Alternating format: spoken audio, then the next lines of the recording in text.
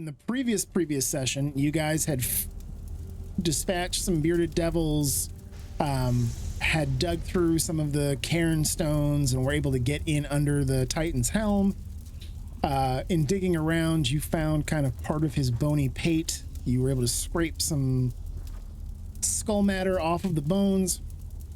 Moon had mixed it with the potion that Ralzala had given you. It changed a whole bunch of funky colors and then kind of seemed to settle down. As he was coming back out of that, out from under the helm, you heard a screech in the sky. This oddly armored feminine figure came screaming out of the sky, calling out into the darkness.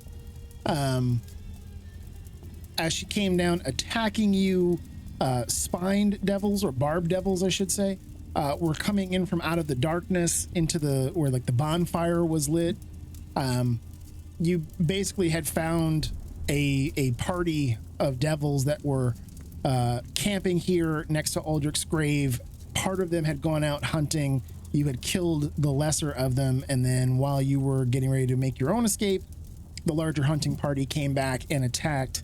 You guys were able to dispatch the barbed devils. You were able to dispatch the erinyes, which is the flying devil that had attacked. She had dropped her bow and wasn't able to attack from range. As she came in to engage with the group, you guys were able to basically light her up. She had one chance to try and kind of tie Olin up a little bit, but that didn't work. Moon was able to cut through her rope of entanglement, ending Olin's grapple, but unfortunately destroying that magic item in the act. After you defeated everything, you guys had kind of limped your way back, or healed up a bit. I think there had been some damage. In the middle of that fight, Audrey had decided to try one of her magic beans. It called forth a number of shrieker mushrooms, just these tall, slender, pale mushroom stalks that grew up to almost 12 feet and just began emitting this horrific shrieking sound. Luckily, it didn't do any damage. It just distracted your enemies for a brief period of time. But with Olin's spirit guardians and Audrey's cloud of daggers, you guys kind of killed all the different stuff around, including all the devils and shriekers. And then we healed up, expending some spell slots, using some healing potions and that kind of thing. Limped back to our heavily damaged war machines and began tearing off across the surface of Avernus again. Let me go ahead and pull us all over to the map so that we can see where we were.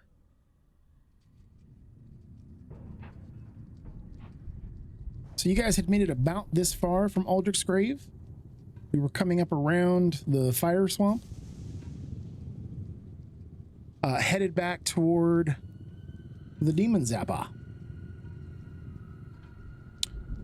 So we are, I have updated a couple things on the map. You will notice now if you look at the icon over here to your right, it now says where you need to be in 5 days. You know from having parlayed with Red Ruth, the divination hag or the divination witch, that this is where, this location is roughly where the Wandering Emporium is going to be.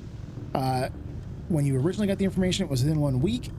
We have now expended about 2 days to get to this point, so we know we've got about 5 days until that is going to be in that location. But you guys were headed back toward the demon Zapper. We have paused, taken a full rest, so everybody should be back to full hit points, full spell slots, all of that fun stuff. Do we want to continue on to the demon Zapper? Is that still the plan? Do we want to go try to see if we can free the unicorn and find out what it knows?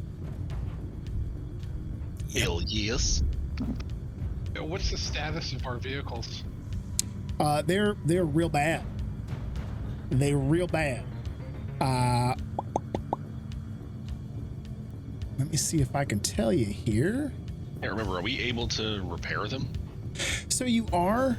It requires, we had talked about this a little bit like 2 sessions back, but the idea is that it requires you guys to do repair checks. It's a skill check. you have to be proficient with, or you have to at least have some kind of tool. So tinker's tools, smith's tools. And I know that we had talked that Olin has some of the abilities to be able to do that. It just takes time. So when it comes to the actual repairs themselves, let me just call up the journal entry here real quick on repairs.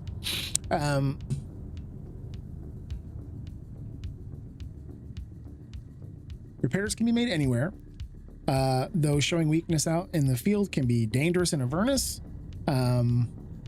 Repairs can be made even more easily if you go back to someplace where you can take shelter. For example, someplace like Fort Knucklebone, where we originally got the war machine, the first war machine. But in terms of restoring hit points or restoring pieces to it, you do have to have some of the materials, and you guys had used some time to take some kind of raw materials off of the crashed scavenger and devil's rides from that last vehicle combat that we did. You can spend 1 hour trying to patch up the hull and replacing some of the damaged parts. The vehicle has to be stationary. You can't be driving it or moving it at the time. You have to have some of the spare parts necessary to make the repairs. After an hour, you then make a difficulty check, adding your proficiency bonuses with your tools. If it succeeds, the vehicle will regain 2d4 plus 2 hit points. If it fails, it regains no hit points, but you can attempt the repair again with the same replacement parts. So if it fails, you don't lose anything other than the hour of time. Though you do run the risk of, being out in the open on the plains of Avernus working on your vehicles.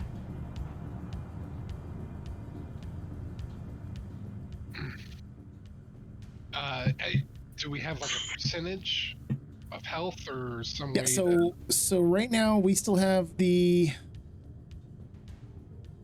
Devil's Ride. We've still got one of those, I believe. Let me see here.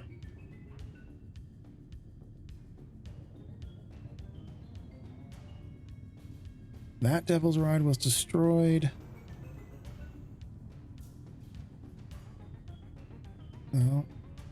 So your Tormentor is a little under 50% health. It's at 29 of 60 total hit points that it can have. Your Devil's Ride is about 1/3 of its total health. It's at 11 of 30 hit points. And let me just check one other quick thing here.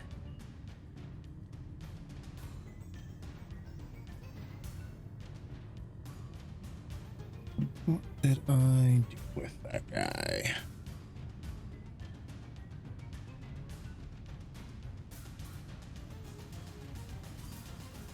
No. Was it this guy? Let me just check something here. Yeah, so that's the...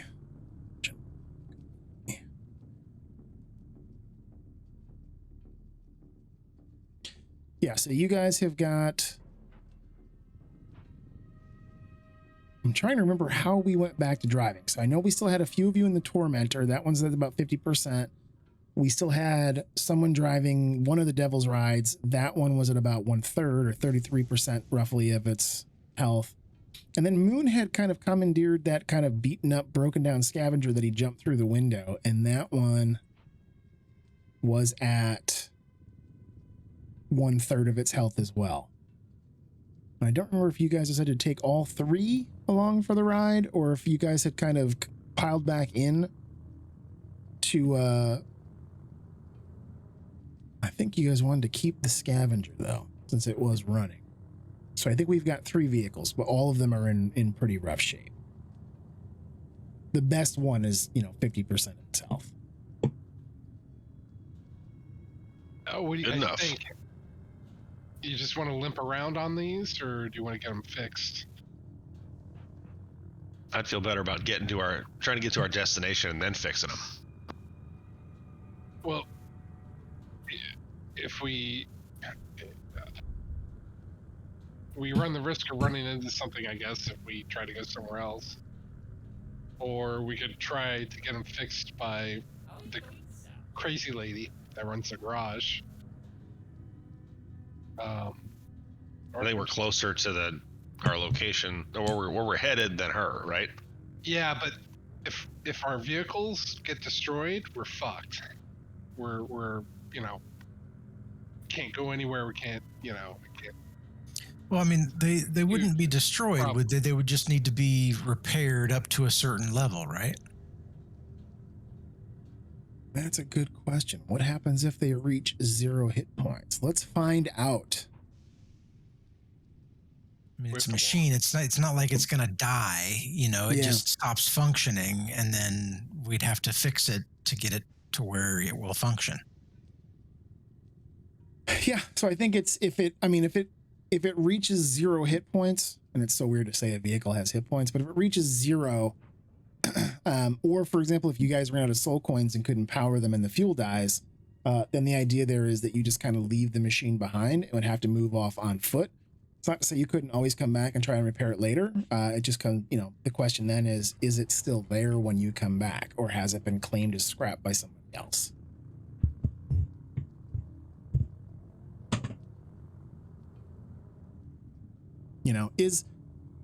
Is your dungeon master magnanimous? We'll see. Does a dice roll favor us or fuck us? It's RNG. I don't know what that means. I'm too drunk to taste this chicken. So, I mean, if you guys wanted to, as part of that long rest, if you wanted to use like an additional hour to try and repair one of the 3 vehicles, I can certainly have Olin roll on it. Or if anybody else wants to, if you've got, Smith's tools or Tinkerer's tools, something that would let you work on it, you can certainly do so. I think that sounds fair.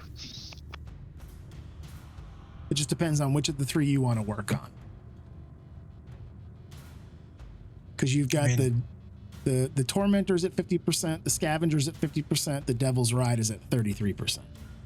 I would say one of the other 2, not the ride, because that's at least we can all pile on the bigger ones if we need to. Up to you guys. I mean, Olin can make a roll. We can take time and do it whenever you want.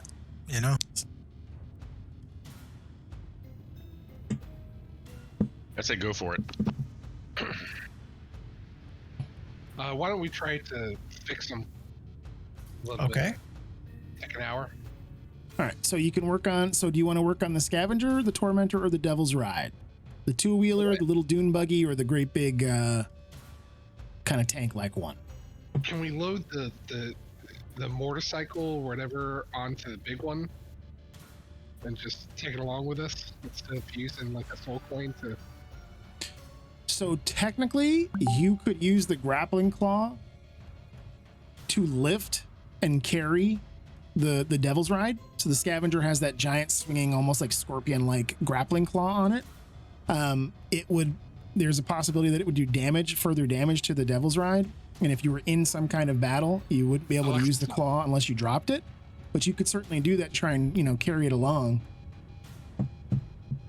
There are additional, so the Devil's Ride itself doesn't have any like weapon stations. It's really kind of more like a scout machine, whereas you have, 2 harpoon flingers, the grappling claw in the Scavenger, and you've got a harpoon flinger, and then the bladed wheels on the Tormentor. I mean, did we not pay for the bike rack? I don't think we did. Oh.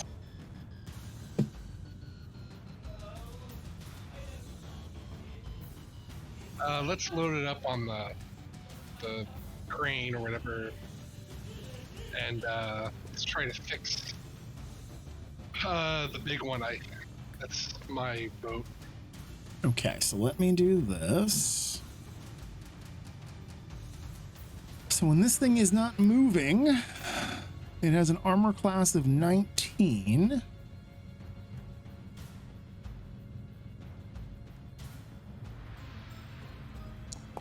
Could we like split up and each work on one? So that would definitely hit. Let me just do this.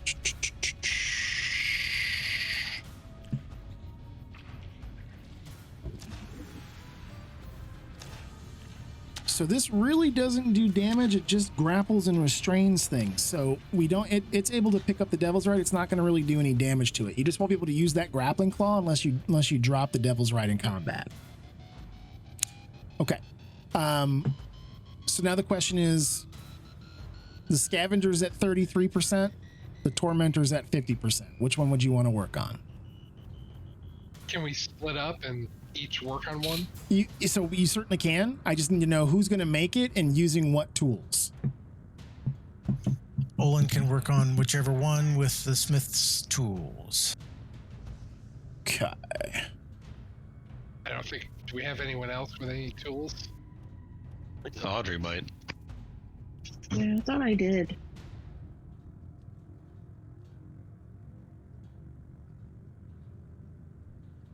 So if you go into your inventory, there, trying to see where it would be. For some reason, it's not. I'm not. I don't see anything in there. I'm looking at Olin's too, and it just says 0 for tools. So let me do this. I got some dolls, some beans, and some disguises, and I got plenty of candles if anybody needs a candle. Throw some beans at it.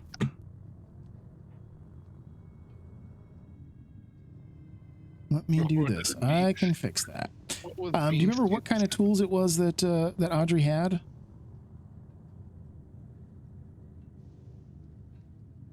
If not, I can find it.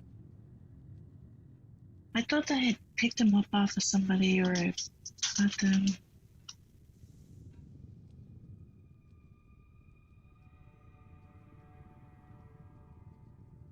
Yeah, we never went back and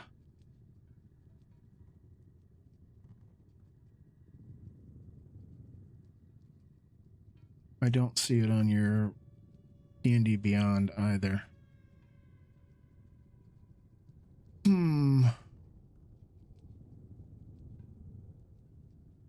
I don't remember what it was. Let me do that and then add this back to... Okay, so Olin should have smith tools under his inventory now. Yeah, and he should have mason's tools also.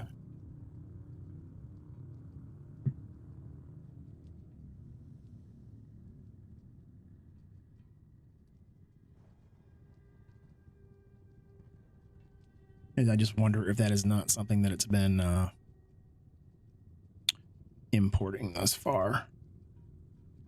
Let me see here.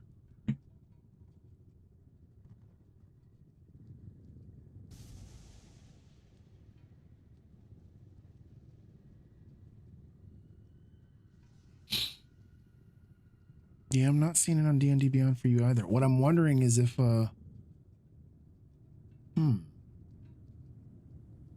you know what it probably is?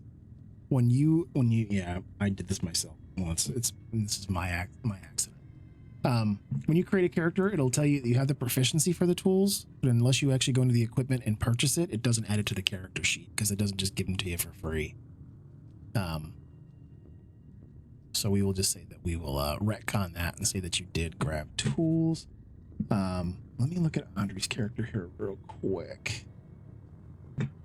Yeah, that's what happened the last time we talked about working on them. I had the proficiency for it, and I remember Moon was asking Olin.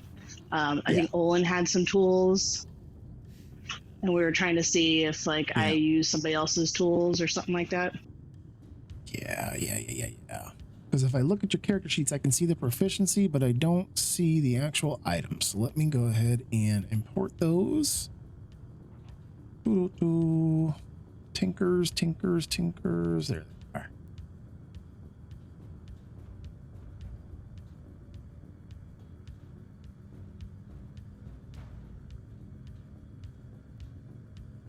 Tinker's tools, got them.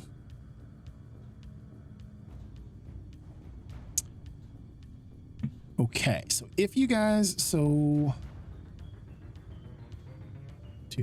me look at this and this. All right, so Alatar does not have tools other than a lute, and Severius, yours is a dice set. So I do see we've got tools there. How about Moon? Is it just going to be thieves? thieves and all right. So we've got 2 with tools. So Audrey and Olin both have. If you guys want to, I think we can actually click on the tools to do a little roll. My gosh, guys, how long have we been playing? We're going to actually use tools. Imagine that. What are tools? They are when you choose your background and that kind of thing, you can become proficient in certain tools. And we've never used them. So like mason's tools, smith tools, brewer's tools, dice sets, thieves tools, all that kind of stuff. I don't think that's an accurate roll though, because it should provide a proficiency bonus. Yeah. So let me go into, you were using smith tools, correct? So let me just edit these real quick. If I go into details.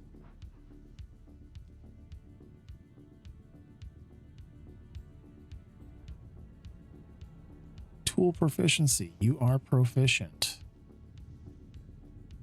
Mine says not proficient. Yeah, I'm going to fix that here in just 1 second. That's his. Let me go into yours. Tinker's tools, edit, details, proficient. Let me have you try and do the smith tools again, Olin. I want to see if it does it with the, if it adds in any proficiency there. Oakley dokley.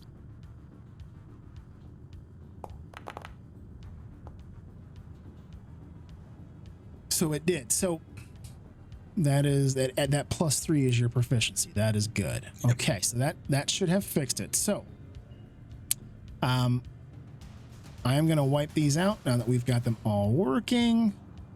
Cool. So to make the repair, I am going to advance the clock 1 hour. So now it's 10:47 a.m.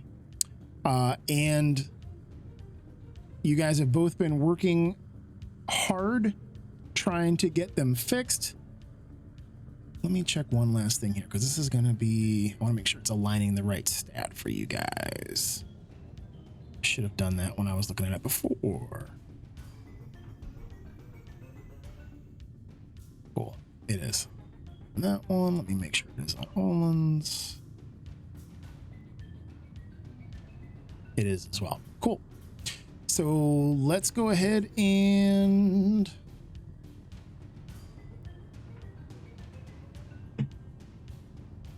who wants to roll first?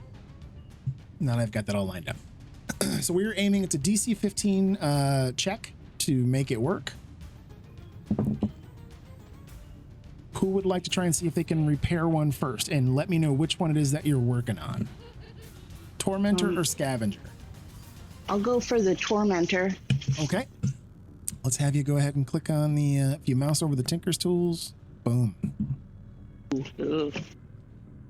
Unfortunately, that is not going to be a successful check with an 11, but it did add in, it did do your lucky R1 because you're a halfling. It did do +3 for your dex, and it did do +3 for your proficiency. So it rolled it correctly. But unfortunately, that is not a high enough roll. So as Audrey is working on the Tormentor, unfortunately, as she's trying to connect some of the armor plating that you pulled off of the other Scavenger, it's just not quite fitting. The Tinker's tools don't seem to be quite heavy duty enough to make everything kind of reconnect. And she is unsuccessful in attempting to repair the Tormentor. In that same hour, what is Olin attempting to fix? The other one. Okay. So let me have you go ahead and roll your smith tools.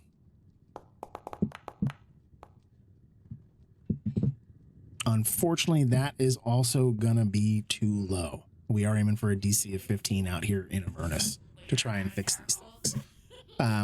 So same kind of thing. You're trying to get some of the scrap to fit. You probably realize as you're working on it, if you had a forge or a hammer and an anvil, you could do some more modeling and crafting on the armor plate that you're trying to repair. But just with what you could try to do in the field, unfortunately does not work. So now I need everybody to roll a D20 for me, just a flat D20. Everybody? Mm-hmm. Yes, sir. 10. Everybody. Oh. Dig coming in huge with a 20. I can roll one. Who would like to roll for Moon? Or actually, you know what? Not That's me. let's do this. So Severius, Altar, and Olin rolled. Let me get Audrey to roll. Cool. So Moon had said that whoever gets to play him is the person who had the lowest roll. So Olin, you get to run our rogue for tonight. Nice. Let me have you do one more D20 roll for me. It had to be you.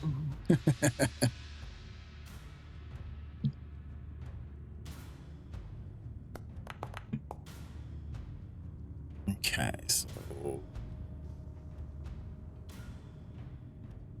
that is just gonna make it. So you guys are able to complete that hour of repairs. You don't see anything on the horizon.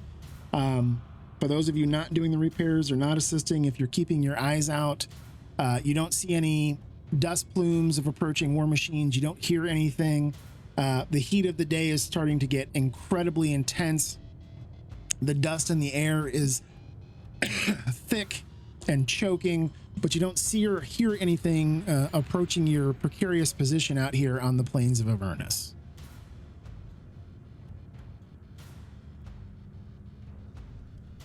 What would you guys like to do next?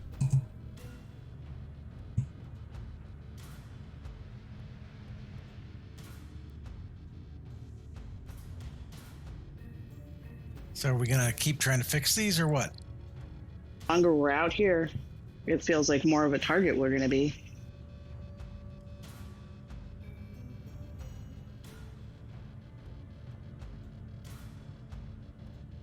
I'm fine either way. Just, fix or go. It's fine. I vote go.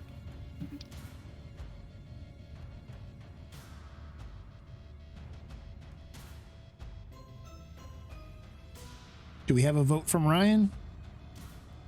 He votes for General So's chicken. Emotional damage. Or borscht. He might have had to. He might be eating his dinner. I know he All said he's right, going to we're stay away for a rolling second. So Let's it go sounds for like we've got a.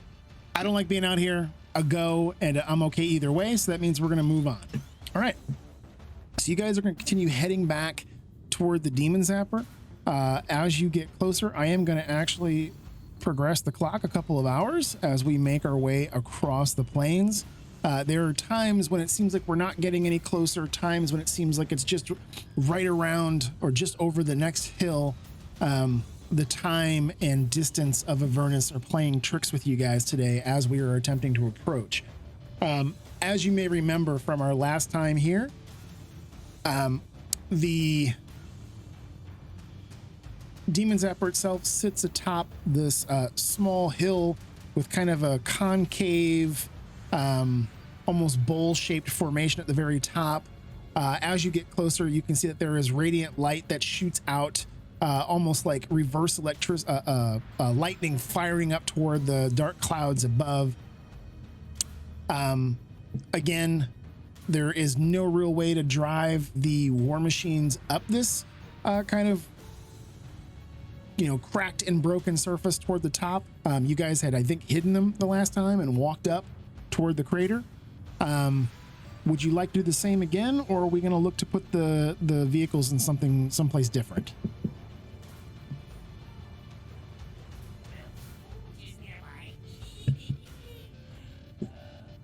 Same thing as before. Yeah. All right, so you guys had kind of parked it around the side last time. I'm going to put it there. Let me do that. And then let me do this guy. So you guys find yourselves coming back up the same side of the hill. In front of you is this kind of concave bowl-shaped structure with the large bug-like stone statue that rises up in the center. As you move forward, you can see at your feet again just these puddles of weird ichor and blood kind of running this equidistant circle around the center of the bowl shape ahead of you. You can see the crackling of electricity arcing out from this glowing blue sphere, elevated about 50 feet up in the air, being held up by this stream of electricity, shooting back and forth to the mandibles of the stone statue. What would you guys like to do? I've got it pauses off, so you guys have free movement. So if you want to move around, you certainly can. You may remember the last time you were here, that bolts of lightning would arc off of that gleaming blue sphere whenever a fiend would get within a certain distance. Yes. Let's move in. Let's go say hello.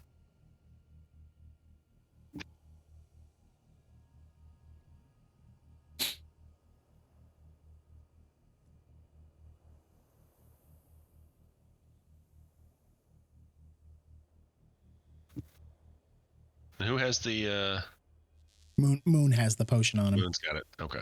We can say that he's handed it over to you, though. All right. Oh, let me move that. Sorry. Well, no, Olin's in charge of Moon, so he's got it. I don't do a good Moon voice, so. Wow, wow, wow, wow, wow, wow, wow, wow, wow. Let me ask, do you want to bring Lulu and Snufflechops along with you, or are you going to leave them to watch the war machines? I mean, can they do anything watching the war machine? I mean, Lulu does have her, I mean, she is taking a full rest, so she does have some of her magic back. She can do those horn blasts. Yeah. Snufflechops can basically, hiss at people. And criticize them. Yeah. Criticize them. Yeah. Yeah, that's fine. Make them feel bad about themselves. Your lap is cold and unsettling. Put her back to full health. When was the last time you took a shower? It's been a couple of days, I think. Was he not talking to me? If Snufflechops was.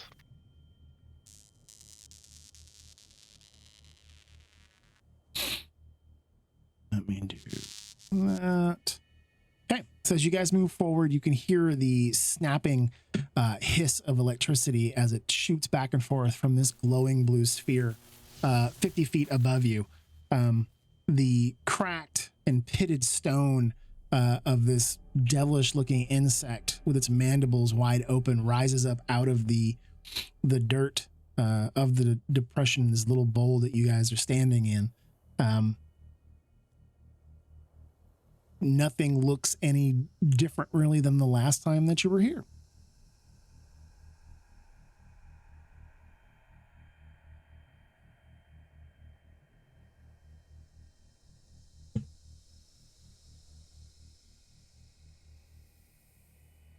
So, all right, somebody do it.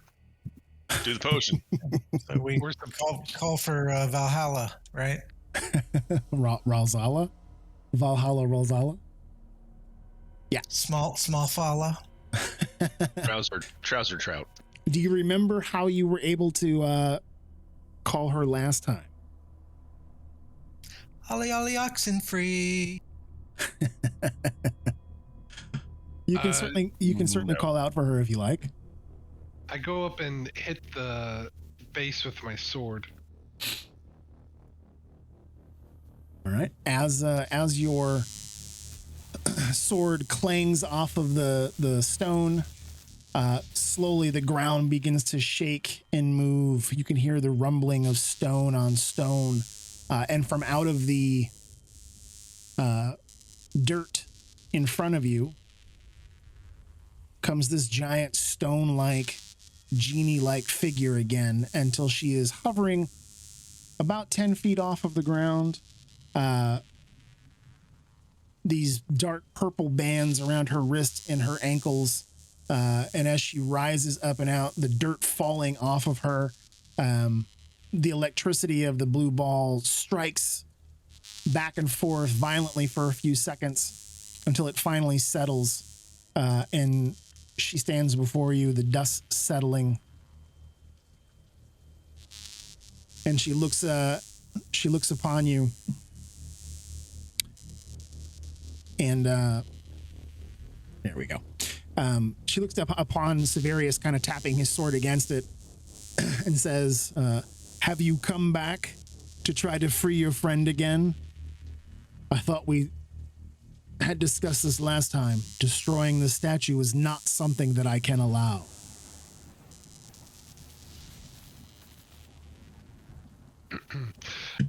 What if we could go back in time to when you swore your oath and reverse it?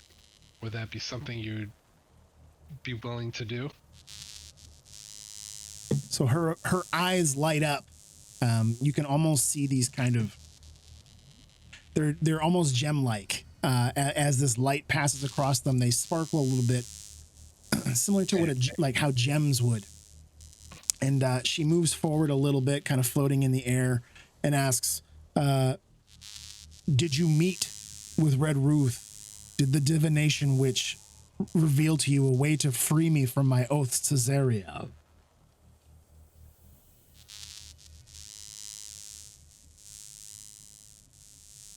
Yes. I can't remember anything. I know, man. It's been so many months. So Moon takes it out and says, "Ever seen one of these before?" Wow. So Ralzala has said that she will help you free Uni. So the unicorn. I can't remember what its original name was. We just call it Uni now. Uni was trapped in this blue sparkling ball up here and set in place by Zariel, and it's a demon zapper. That's why there's all the demon ichor all around. Basically, they get attracted here, she zaps them. But she can't get out of her prison. Ralzala is her jailkeeper.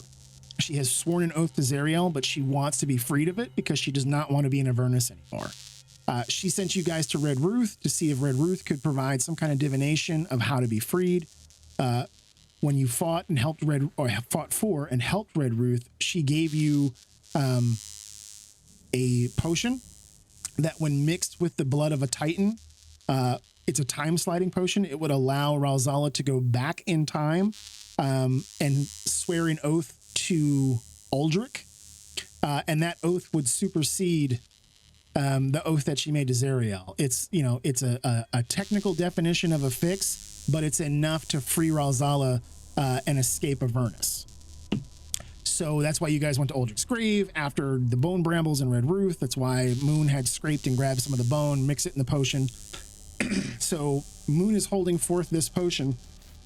What do you guys? What does he say? What does he do here?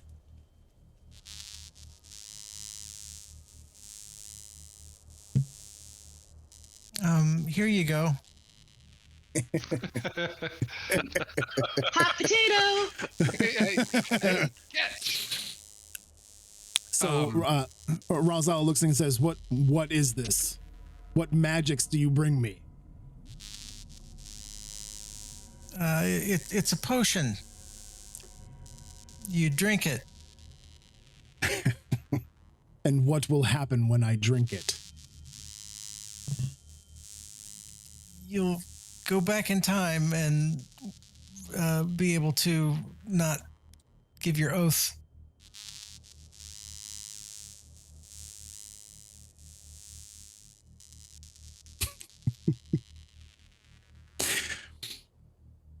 So she moves forward and says, she looks at Olin and she looks at Lulu and she asks, "Is this the truth, little ones? Does this give me the power to be free of my oath to Zariel?" To the best of our knowledge, yes. And Lulu looks back, and I know, guys, I'm so sorry. Yes. Yes, Ralzala. This can free you if you are willing to give your oath to the fallen titan. But then when it returns you back to this time, you will be free.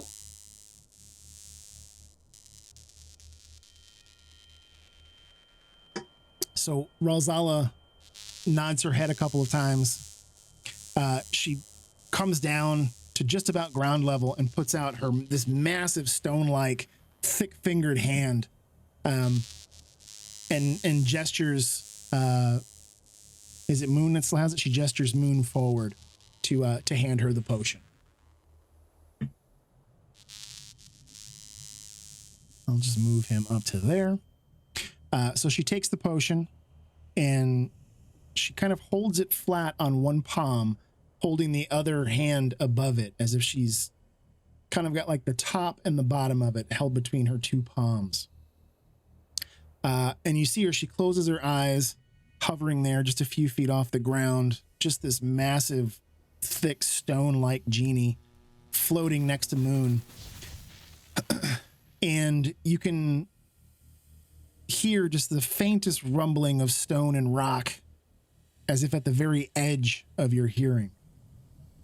And she stays like that for a few moments as she slowly begins to ascend back up into the air, the crackling of the blue globe and electricity firing off of the unicorn and the unicorn's prison seems to come to a crescendo for a second and then quiets back down. As Ralzala reaches back to the kind of the 10-foot hovering distance that she seems to favor, she opens her eyes and removes her one hand from the top of the potion and looks down at all of you and says, "Yes, I believe this will do what you say it will.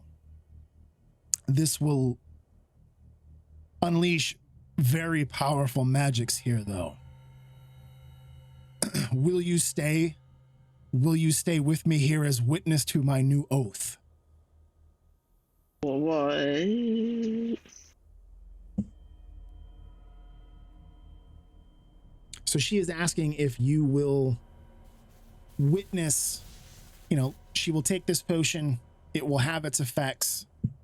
Will you be witness to her new oath? And part of that is it will reinforce the magic, is what she tells you. To break the oath that I have to Zariel, if I had witnesses to my new oath, it will further strengthen my ability to leave Avernus and to be free of Zariel's control.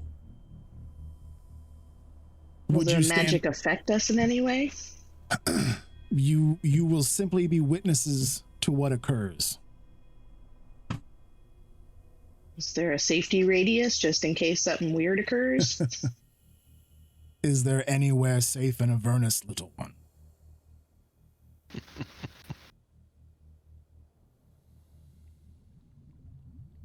Alatar's game. So Let's do this. So as Alatar and Olin nod their affirmation, she turns to the both of you and says, "My thanks could not be greater. Once I am free of my oath, I will stand by my word and help you to free your friend." And she points at the ball as it shoots electricity out. And you can just see through that shimmering blue orb that floats that 50 feet up. You can just see that silhouette for a second, a little bit of the mane, a little bit of the golden horn of Uni, the unicorn that is trapped inside that we're trying to free. So she will take this potion. She will try to free herself of her oath. If this works, she will then help you to try to free Uni. With that, she turns to the rest of the group. She nods, pops the top off of the potion, tosses it back, and then drops the glass bottle to the ground near Moon's feet. There is a kind of sudden quietness that spreads across this small dip in the stone above this hill. And again, you can hear that kind of rumbling of rock in the very distant. You get this smell of mineral and earth that slowly drifts across, replacing the smell of ash and sulfur that is so prevalent here in Avernus. You see Ralzala suddenly rises up another 30 feet until she is almost as high as this glowing orb that is holding the unicorn. And you see that her body slowly begins to kind of shift and sway a little bit. She's distorting and moving and shaking and kind of turns slightly transparent. It almost as if the smoke that is blowing goes through her. And you see her throw her head back and it's as if she's screaming in pain or in anger, but you hear nothing other than the cracking of stone. As you stand here, the ground begins to shake as if massive footsteps approach. I need everybody to roll a Constitution check for me.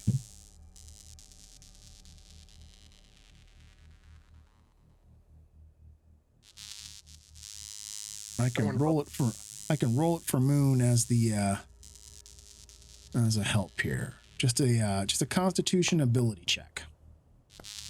Can someone roll that for me, please? Oh, I can certainly do that for you. Thank you. Mm-hmm.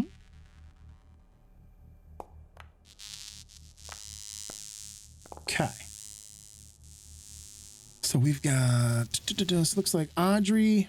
Okay, so Audrey and Severius, as the ground is shaking, you are both knocked down prone. You don't take any damage. You're just knocked off of your feet as the dust is kind of, you see it like puffing up out of the cracks in the stone beneath you. And again, just this sound of massive feet slowly walking toward the hill, shaking the earth stronger and stronger as you see Ralzala's head goes back and she screams yet again. As you stand here in the early what would be the early afternoon light, it is suddenly as if a massive shadow crosses over and blocks out the sun. It is temporary, lasting only a few seconds as everything around you turns dark, illuminated only by the crackling energy of the glowing ball just above us. As that shadow crosses, you see Ralzala's face suddenly turns back and is looking up. As you follow her gaze, you see that there is this dark silhouette as if a giant titan is standing, blocking out the light, casting its shadow down over the top of this hill. And Ralzala starts having a conversation in a different language.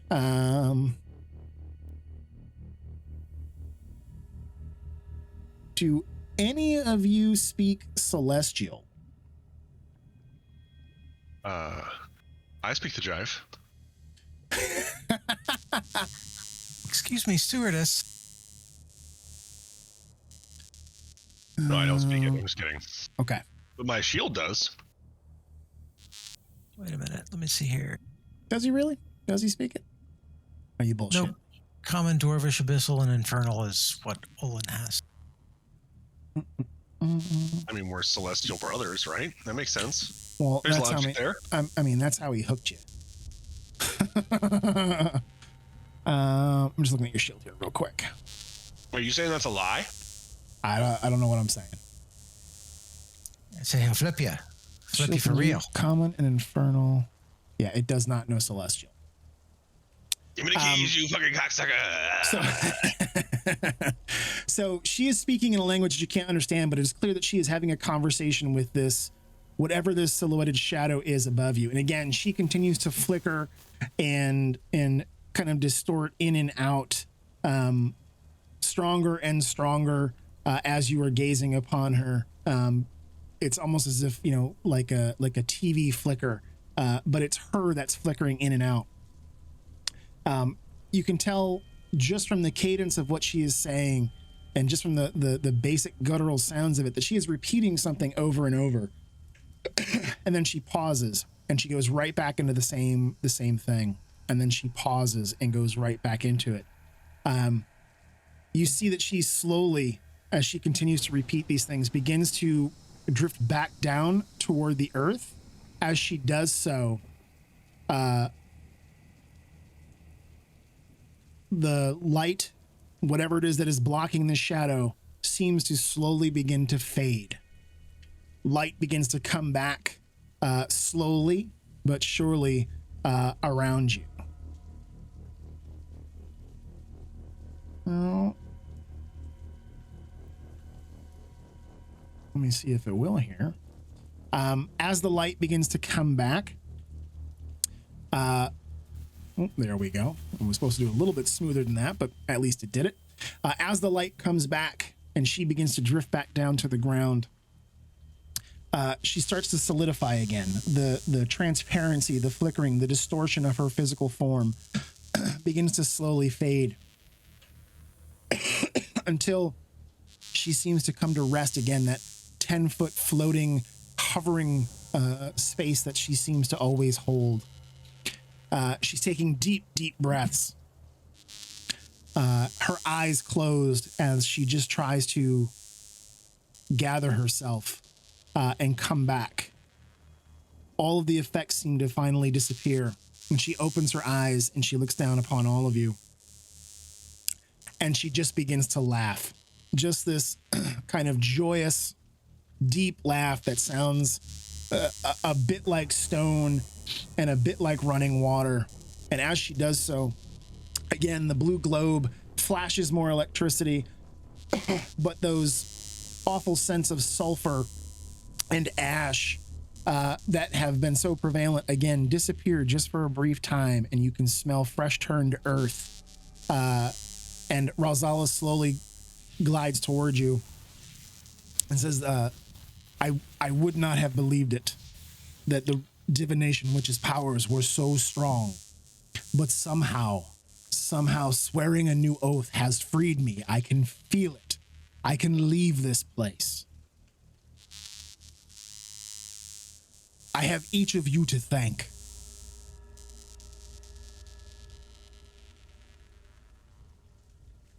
I have been here for so very long.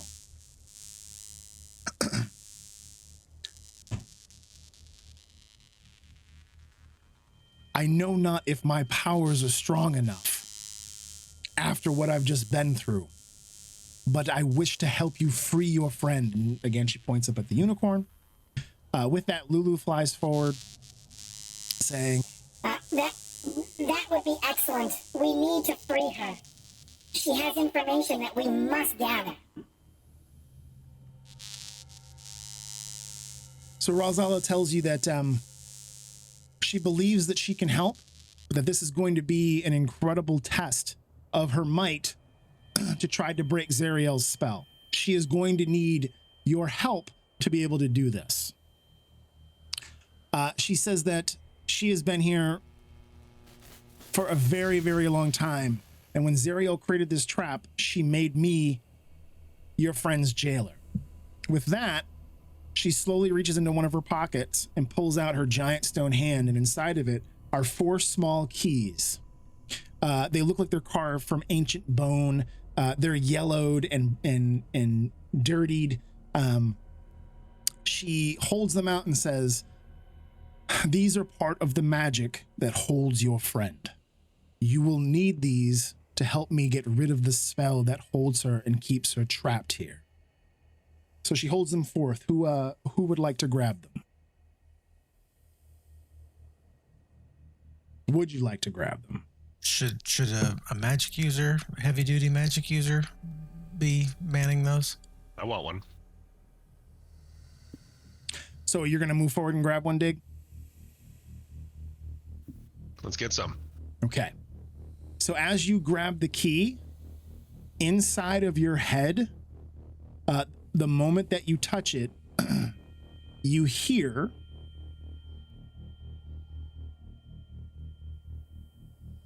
the spells on these keys are all the same, though each possesses a unique name. Count on your answer to unlock the way, but use the wrong key to your own dismay.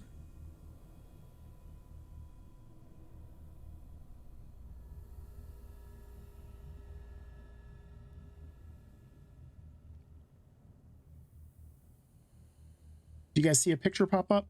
Yes. All right, so you've grabbed a key that looks kind of like that. You've got one of them. There are 3 others. Are you going to grab all of them, or does anybody else want to grab a key? I'll take a key. Okay. As you grab one, you hear the exact same voice speaking inside your head, telling you the exact same rhyme. And I popped it in the chat so you guys have it as a reference as well. Oh, or maybe did it pop up for you guys? I'm just realizing I've got this on a different. Okay. I saw. Cool. I was trying to use it. It's a feature that lets me post it directly from the journal entry, so I wanted to make sure it actually popped up for you guys. Cool. So you've got 2 more keys. Anybody else want one? Moon's righteous. He wants one. I know it. All right. So Moon can grab a key. He's going to hear the exact same rhyme in that deep, deep voice in his own head. Do any of you guys share this information? Hey, there's a thing in my head saying nursery rhymes. I want to share once everyone has a key. Okay. So we've got 1 key left. Who else would like to grab one? We've got Audrey. We've got Moon. Okay. So Olin grabs one as well. I'm just going to move these guys up here so you're kind of all in a little bit of a group.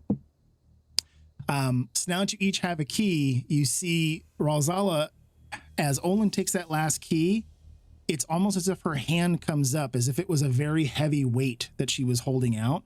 And you see she takes a deep breath. And as she looks at you, anyone that wants to roll a perception check, if you would like to. Do you want me to roll one for Severius and one for Moon? We'll do it just for shits and giggles. Thank you. For shiggles. Oh, shiggle. Where's Moon? Moon. Perception.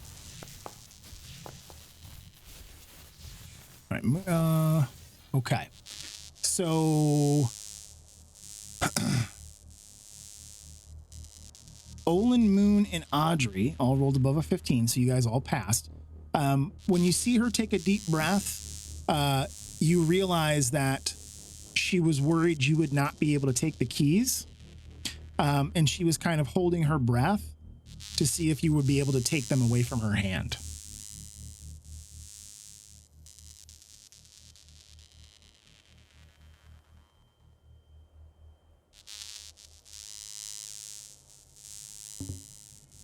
So now that all 4 of the keys are grabbed, we've got Severius is the only one without a key, correct? Does anybody want to share with Ryan what you have heard? Yeah, I tell him. I confirm if everyone else heard it too. Yep. Okay. I make the Jack Nicholson face. So, Yes. so Ralzala is hovering back up to her full 10 feet. And she says she is going to focus her magics. I will bring everything that I can to bear against her prison to try to leech away the magics that are keeping her aloft and using her own powers against the demons that try to come here. It is not only Zariel's magic that keeps her at bay, it is her own. As I try to release her from her own powers, I need you to help defeat Zariel's. Once the spell has started, it cannot be stopped. We either succeed or your friend perishes. Do you wish to proceed?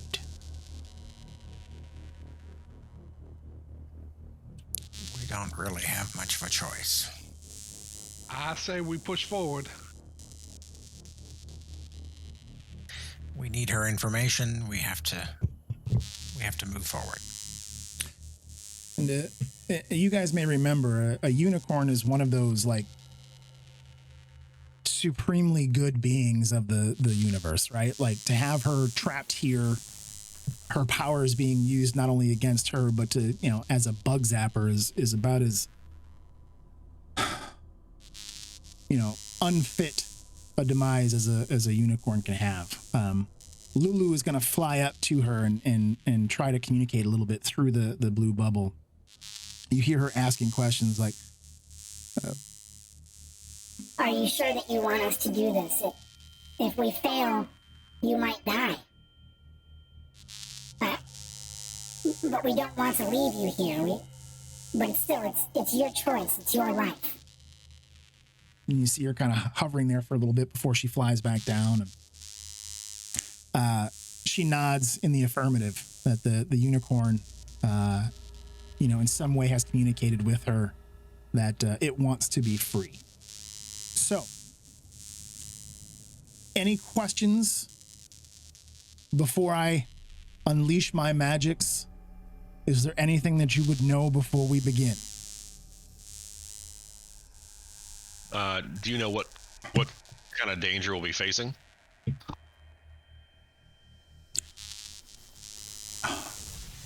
This will be the unleashing of incredibly powerful magics.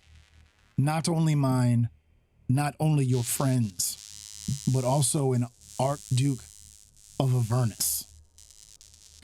The type of powers that will be swirling about us are the very destructive powers of the universe.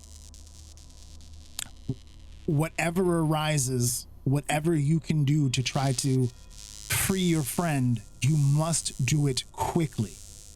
The longer I have to try, the less likely we are to succeed. So, do we all know which key we have? It says that all the spells are the same, but they each have unique names. So, we kind of need to know who has what and when to use it, right?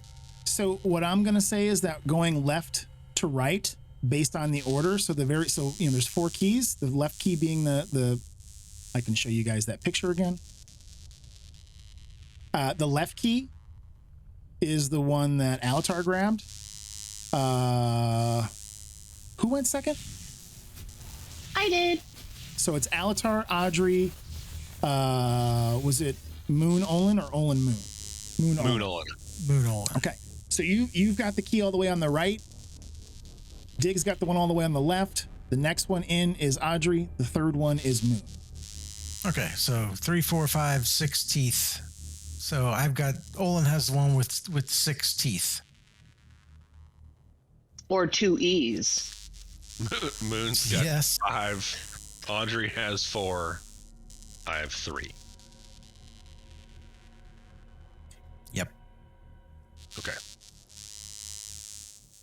Or E and CC and CE and EE.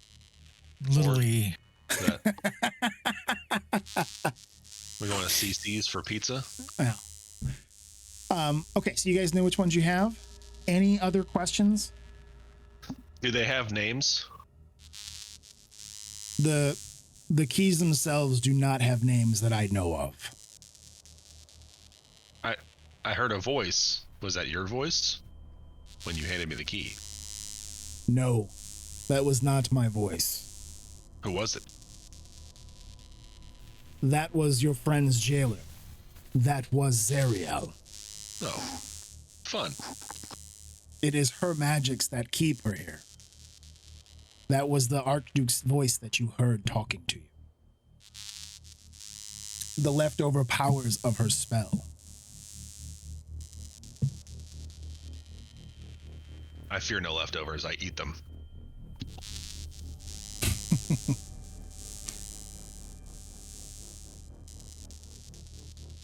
Okay. So as you're my all, key's name is Tom.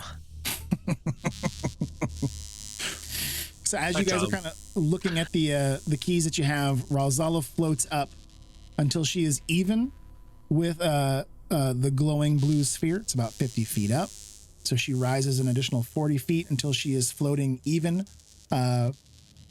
She is about 15 feet away from the glowing blue sphere. she tells you, she looks down at you all one last time as she holds her hands out toward your friend, and she says, whatever happens, be as quick as you can. And she looks back, and a 1 and a 2, and away we go. So you see, she begins to mutter under her breath, and as she does so, you see this stream of cascading green, blue, and purple energy begin to pour out of her, connecting to the blue sphere that surrounds Uni. The electricity around her shoots out wildly, crackling, making all kinds of crazy noises. Shooting off into the distance, the air smelling of ozone around you. As you stand there, lights begin to circle and sway around you. And as you stand there, from the heavens above, there is a massive, massive thunderclap and a strike of lightning in the distance that is this blinding white light. Another comes down and seems to strike the mandibles of the stone, the earth around you again shaking. As around you, shooting from out of the sky, comes this swirling blue cascading energy circle that seems to be 100, 200 feet high, and it slams into the ground around you, swirling counterclockwise around the statue. The waves of energy and power floating off of it. Every hair on your body begins to stand on edge and slowly pulls toward the blue spheres 50 feet above you. Just crackling energy everywhere. And you see as this thing slams into the ground, Ralzala wavers a little bit. She dips out of the air, slowly rising back up until she is even with Uni. As she evens out with the blue sphere, you can suddenly hear the pitched cries of the unicorn, these loud whinnies, very horse-like, as it is if it is screaming out in pain from inside the sphere. Whatever is happening is having an effect. And it seems as if she may be trying to fight the spell as well. As all of this happens, you hear this kind of clarion call from out of the sky. It's as if there's this just kind of this deep bell-like ringing as this energy slams into the ground. As you stand there looking around from out of the from below the hill, you hear just this chuffing sound, the running of feet. As you look out past this swirling vortex of blue energy, you see a swarm of demons approaching, coming up to the wall, running in waves. It is as if an entire herd, an entire clan of Balguras, the giant ape-like demons that you have seen, comes running up the hill from all directions, drawn by the powers in the same way that other demons had been drawn here and destroyed by Uni in the past. More and more of them jumping up over the hill, jumping up over the stone, the melting magma and rock. In their wake, smaller figures continue to approach. Some of the barking, growling dretch that you have seen here before when you had come to attack or find out what was happening here in the circle. Just more and more of them pouring in all around, lining up around the wall, growling, guttural bursts of barking, angry ape-like demon deep sounds, just pure anger and hatred. As they approach the wall, you see some few are brave enough to begin pacing around, looking at the swirling vortex of energy, trying to determine what it is that stands between them and the cascading energies being released around Uni. These energies that have drawn them here time and time and time again. Oh, that one went a little bit crazy. Just dozens upon dozens of them. You could hear their barking in the distance as this light that goes up hundreds of feet in the sky seems to be calling them in greater and greater waves than you had seen called here before. As you look back, you see one large, massive Balgura move forward. It looks driven mad with the powers that are swirling around, that it wants to get into to get to Uni as best it can, as it steps forward and just briefly touches the blue cascading energy. You see it is instantly turned to dust. Just this of ash and smoke. And for a brief second, there's like this after image of its bones inside its massive muscular body. And then it's gone. The entire thing disappeared. Whatever this energy is that is swirling around is of such great strength that just like the lightning that would shoot and fry them when they were coming to Uni, this wall of energy is doing the same thing. As this happens, Ralzala looks down at you and says, "Hurry, check the statue. I don't know how long I can hold this. The power is incredible." What would you guys like to do? Check the statue. Check the statue. Okay. Who wants to check first? Who's going to take a look? I got high perception. Is that I'm what gonna we're doing? Yeah, I'm going to do this here real quick, just so that we can make it a little bit easier on ourselves. You guys may have seen there is did like a new carousel thing with your pictures pop up top. Yeah, that's cool. Cool. So it's a new way for us to do combat. You'll notice there's a red die on it. If you click on that, it's going to roll your initiative for you.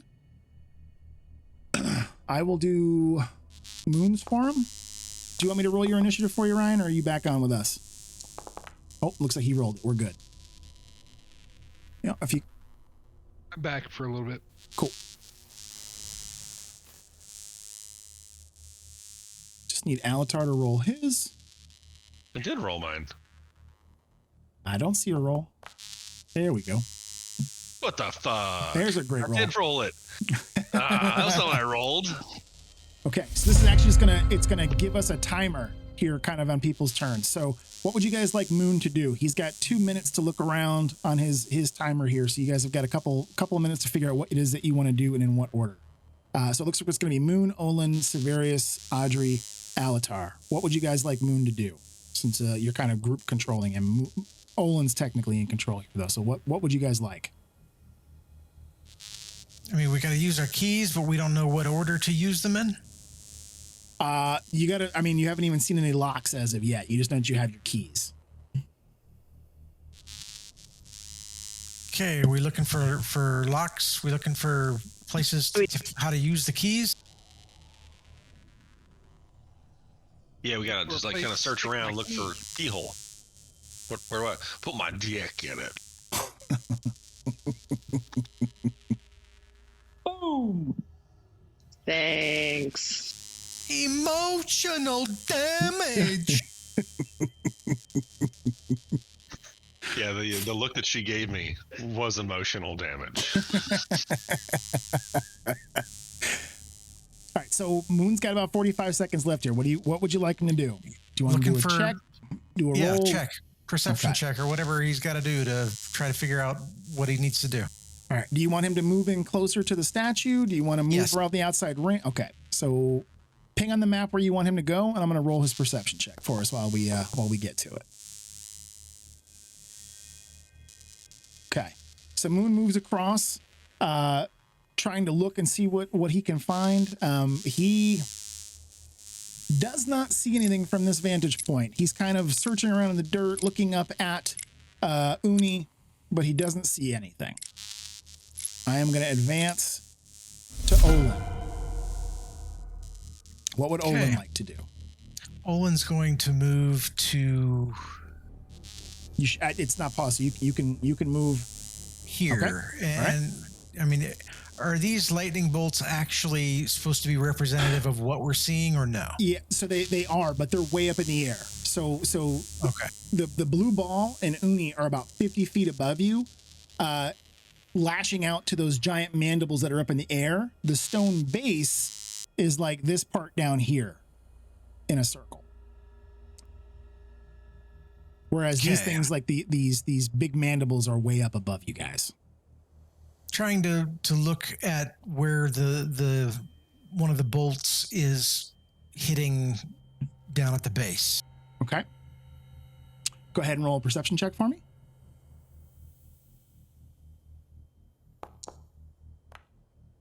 Balls.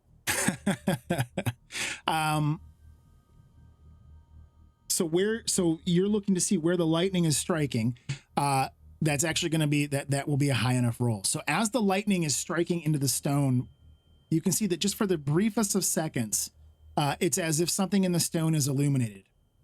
If you weren't looking to see where the lightning was striking, you wouldn't have seen it. It's almost as if in kind of the corona of white that blinds your eyes for a second, you're able to see this void, and it looks like a keyhole.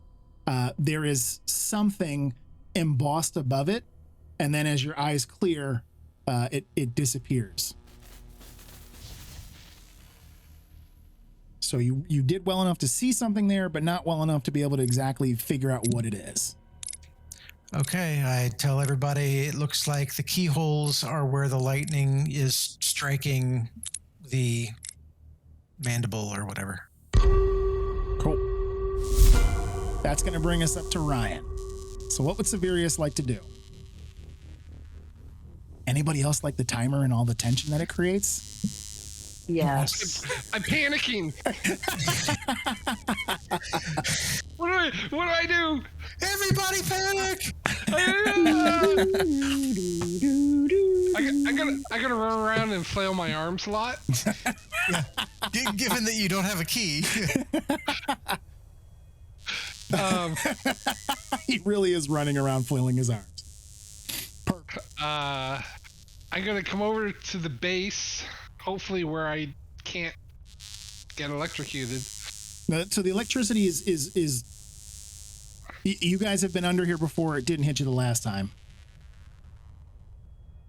And I'm gonna look around the base for anything that might be a keyhole or Go ahead and go ahead and shove roll something in there. roll a perception check. Oh boy. Ooh. That is really good. So as you were looking, so I will say this, as you guys are kind of looking at the map. So right here, Olin, that's where you saw one. As you're searching the base here, Severius, the same type of thing happens. During one of the quick lightning strikes, as it kind of passes over the stone, it's almost as if there is a void in that brilliant whiteness, and you see that there is a keyhole here, and above it is the embossed picture or carving in the stone, what looks like a black spider, some kind of a venomous spider carved into the stone. So it's not the name Tom.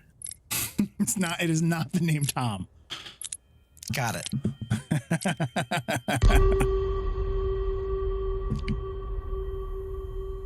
All right. So do you want to announce what you saw or tell anyone what you saw, Severius?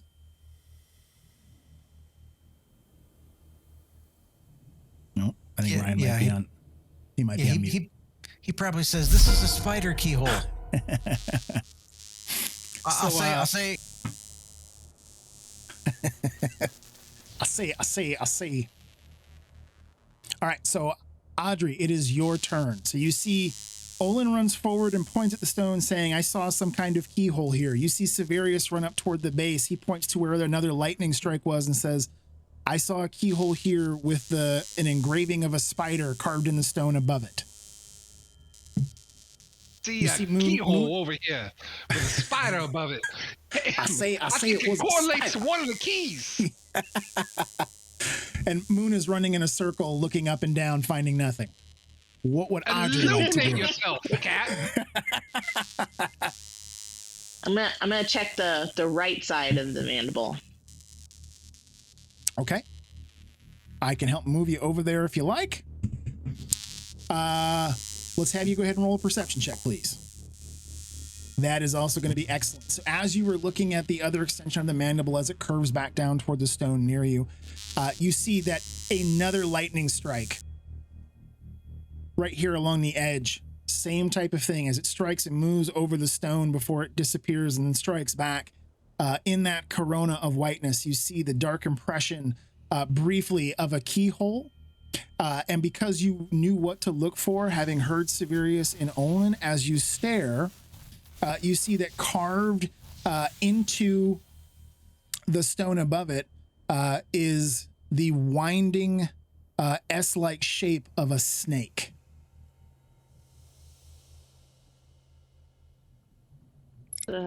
Lots of legs. All right. I'm all set. Okay. Alatar, my friend. I'm going to cover the other quadrant. Okay. A key. And I will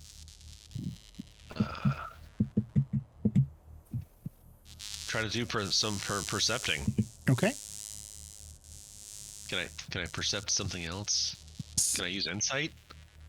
It is perception, my friend. But here's the thing, is at this point, now that you have had, so I'm going to assume that Audrey also called it out and explained what she saw. He says, yes, she did. Yep.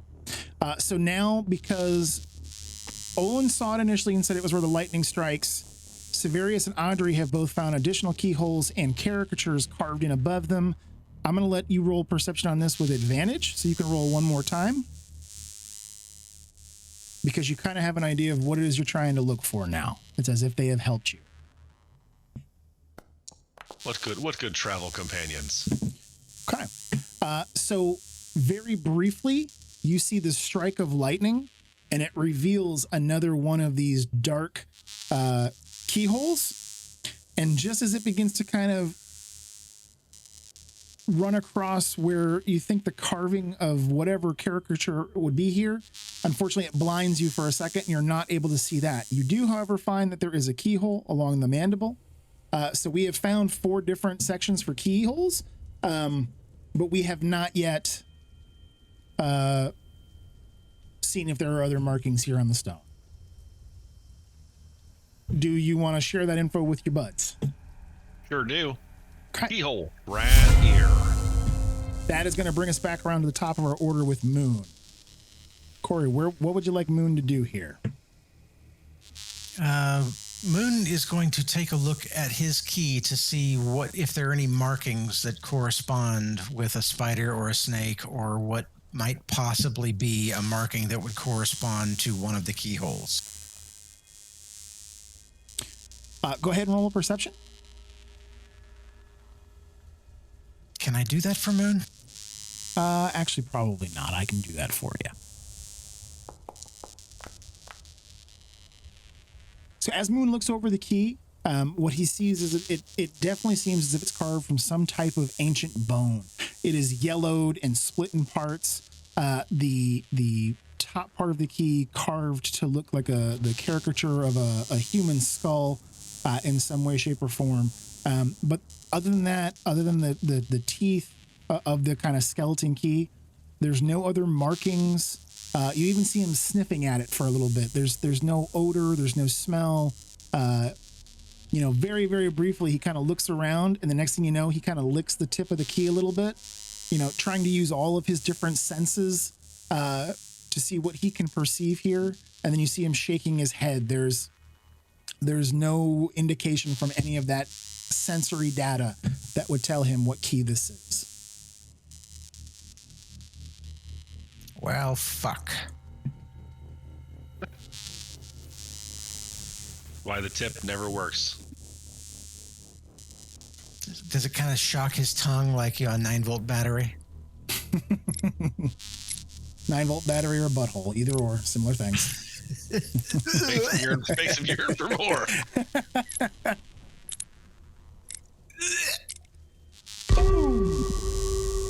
Emotional damage. Emotional damage. Okay. So that's going to be Moon's turn. He was not able to find any more info, but it's going to bring us back to Olin. What would our dwarven cleric like to do? Olin is going to examine his key to see if there are any corresponding markings. Okay. I will let you roll with advantage since you were able to watch all of Moon's odd perception techniques. Is it left control? Which one? I can't remember. I think it's Alt click. I know it's been odd though for us because of the weird changes with the. Yeah, it's just been. There's something with the keyboard shortcuts and one of the other modules I run. Just go ahead and roll it again. We'll take the higher one. We'll take the 19. You definitely want to take the 19. So as you look over your key, same kind of findings. It is carved from some type of ancient bone, but there is no marking, no script that you can see, nothing that indicates what this would be a key to. You just see that, that carven caricature of a human skull atop it and, a number of key teeth at the bottom.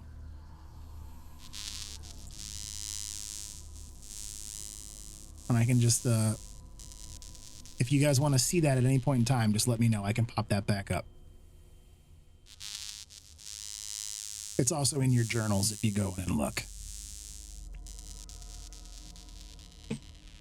The unicorn looks amazingly like Fabio. Amazing.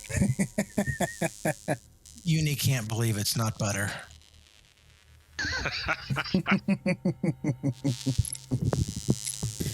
Anything else Olin would like to do or share in terms of information?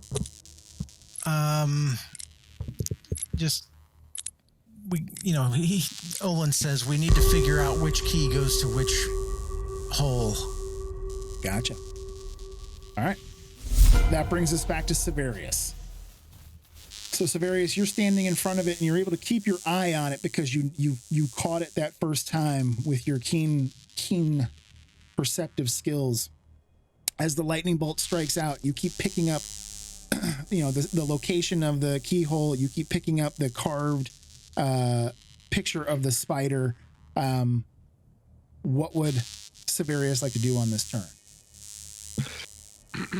I say, thanks to my keen perceptions and sense of perceptions, I think this keyhole is for the key with 6 teeth in it.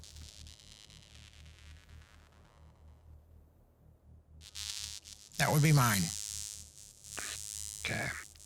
I don't know if we put them in an order or if we put them in at the same time, but I think we need to find the other 3 keyholes. And then we'll be able to free our friend.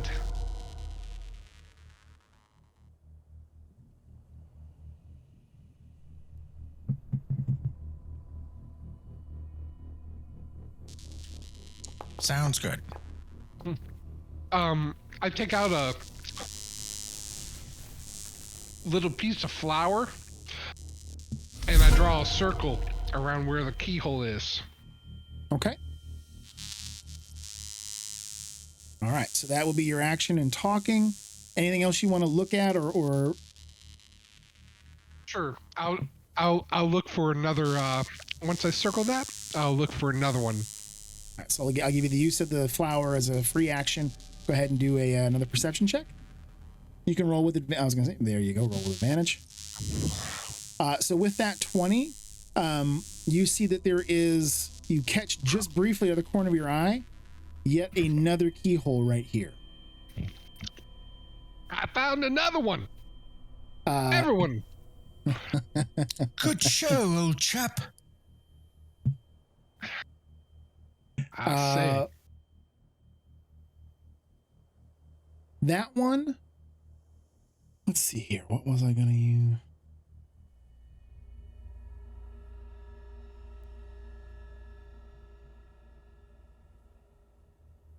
Hang on, uno secundo here. Come here, notes.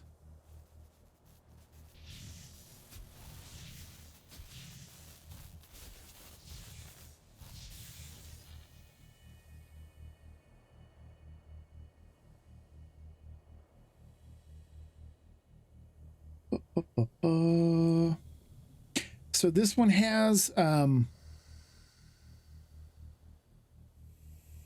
to remember what order I did them. This one has the picture of what looks like carved into it. Looks like some kind of like a swallow, like a bird, a swallow carved above the stone. I say that to everyone. I think this one has a bird above it. What would that indicate? So we have snake, spider, bird. Swallow. Well, yeah. That's what she said. It's going to take us back to Audrey. Which is it, baby? Spits or swallows? Emotional damage. Put my dick in it. So where's the last area that hasn't been looked? Is it the one over? So at this point, there's been 5 different sightings. So you saw the one that was here. That was the one that had the snake in an S curve. Severius found one here that has a swallow, one here that has a spider. Alatar saw one here but wasn't able to identify what it was. Olin saw one here but wasn't able to identify what it was. So I'll check this little middle claw here. All right. I will let you go ahead and you could roll with advantage on your perception check. If clicking the button doesn't work, just go ahead and we'll roll it twice and take the higher.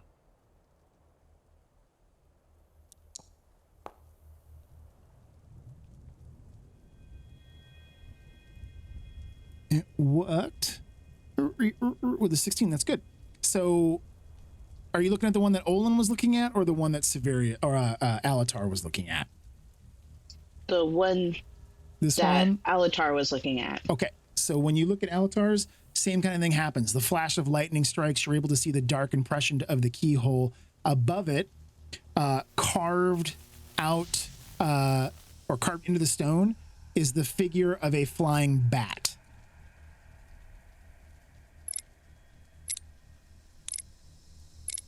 So you've got there's a bat over here, guys. Bat, spider, swallow, snake. That's going to bring us to Alatar. All right, and Olin didn't see what his was, right? Correct. So you could try to check that if you would like. Yeah, I'll try to check that one. Go ahead and roll a perception with advantage, please, since you know kind of what you're looking for. Okay. Perception. Whammies. 20. Very nice. So you see another dark impression of a keyhole. Carved above it is the caricature of a howling wolf.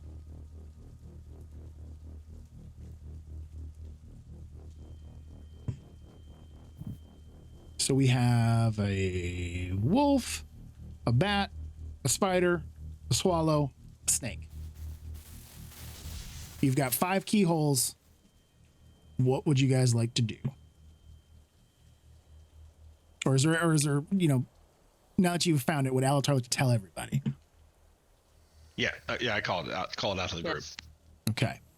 So as you do that, from above you, you hear a scream of intense pain from Ralzala. As you all look back up at her, you see her. She's shaking, both of her hands still held outstretched toward Uni. The cascading energies growing even more intense, and she cries down to you, "Hurry, as fast as you can. I'm losing control of the magic." And as you look away from her, you notice that the wall of power is slowly shrinking and shifting toward you. Outside, the demons continue to push forward along its very fiery, electric-laden edge, crowding in tighter and tighter as they get closer and closer to that wall of power, recognizing that to touch it means death. but hoping to be able to get closer, ever so closer, to the powers held within.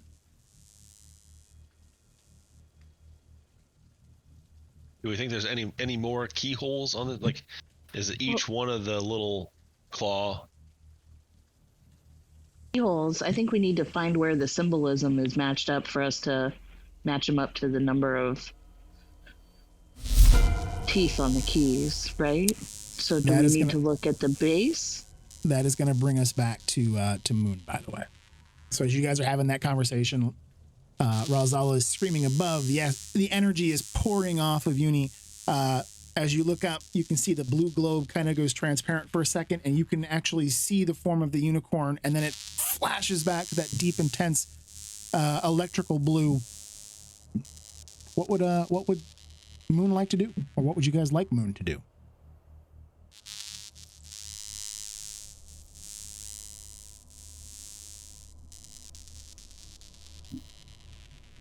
We think there's any way there's more keyholes on here? You can have him search more if you like. We could move him up. He could walk right under and come in closer to Severius if you want him to lurk for more. Like in between Alatar and Olin? He could come here if you want. So like this is the whole base of the unit right here. That's initially where Severius was looking. Yeah, that sounds good. All right, I will roll a perception. Let me do it. I don't know. And Corey just lost power. Oh, did he? Yeah, he said the power just went out of his house.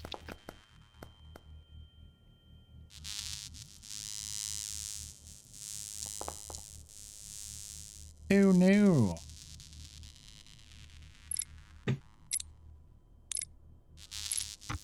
Well, what do you get, Moon? So as he looks around, you see him kind of searching frantically, using all of his keen eyesight to tabaxi senses.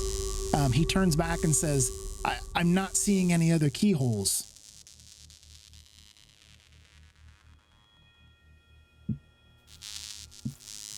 Nor am I seeing any more keys.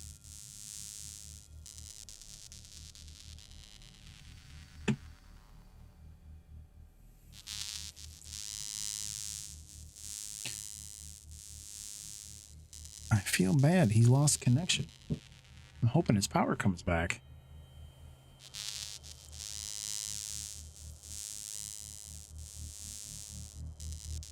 What would you guys like Olin to do? Hopefully Corey can connect back, but I'm gonna keep the timer moving here a little bit.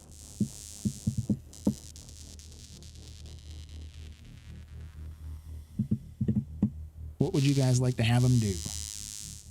What key does he have? So he took the very last one, I believe. So he has the one all the way on the right-hand side.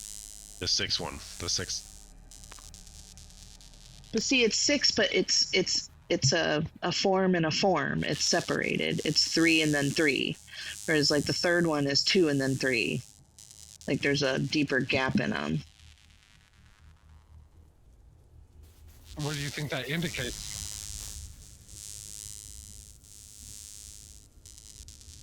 No, but I feel like there should be somewhere else that we can look to see if we can try and match the symbolism to the number or the pattern on the key.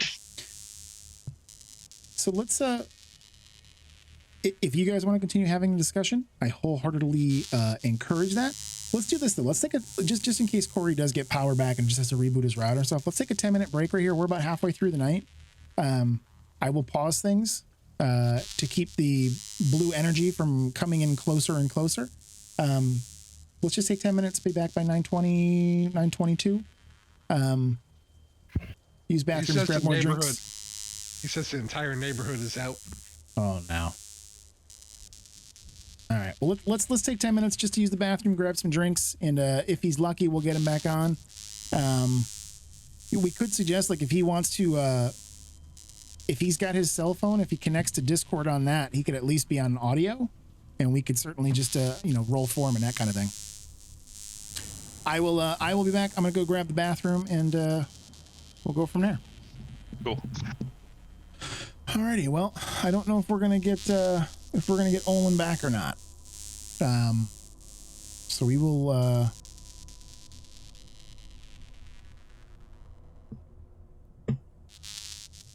Even if he could just text with us on Discord, that would be cool. But we will keep things moving. So while we wait to see if he can rejoin us or not, what would you guys like Olin to do? I did a quick recap of the original rhyming verse that you guys heard in your heads in the chat. If you don't have that picture of the keys open, there it is. So this, I wanted to ask. So it was not a swallow, just a bird, right? It was a swallow. It looks like it specifically looks like a swallow. Like a swallowtail. A car. Yeah.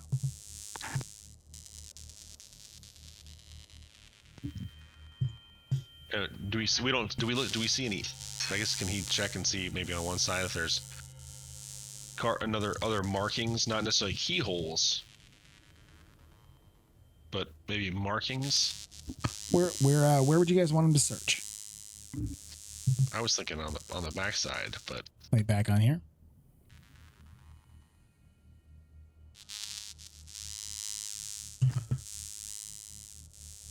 yeah, or we can check where Moon is, and I mean, he could. because Moon was looking for a keyhole, right?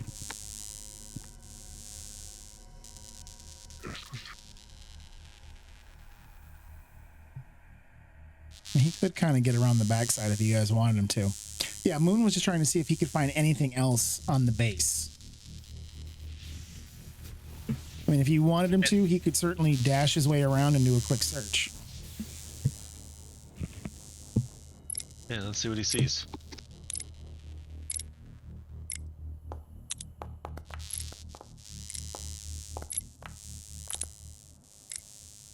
All right. So as he's looking along the backside of the insect-like statue that rises up out of the stone, he doesn't see anything. There's no lightning strikes on this side. He is just kind of standing in its shadow, yelling back around the corner that he doesn't see any other markings illuminated in the energy. That is going to bring us to Severius. All right. Well, I think we should start putting in keys here.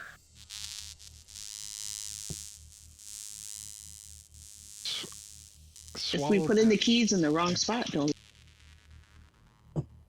If we don't put any keys in at all, same thing happens. So we need to figure out which needs to go where. Is there a pattern Yeah. to the lightning strikes? Yeah, I'm not putting my key in willy-nilly.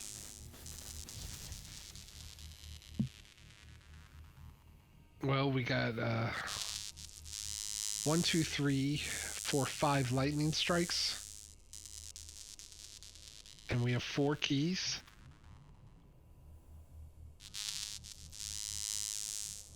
Yes. And the keys, the first one has 3 teeth, the second has 4 teeth, the next one has 5, and the last has 6. And there seems to be some larger divides in the last 2.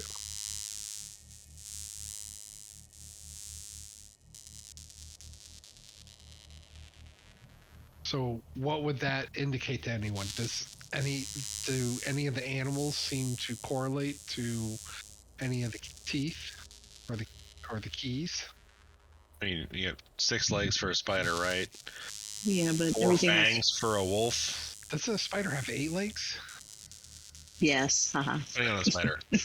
Most of them. It doesn't have any correlation. What about the lightning strikes?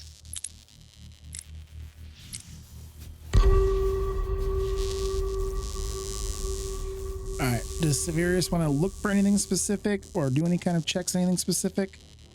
Yeah, I'm gonna circle that second keyhole again with a little bit of flour, trusty flour, and then I'll do a perception check for some more if there's anything else. Okay. A lot of 7. You can roll that with advantage. You guys have an idea of what it is that you're looking for, kind of. Is that control or alt? Just roll it again. Just roll another. We'll just take the higher one.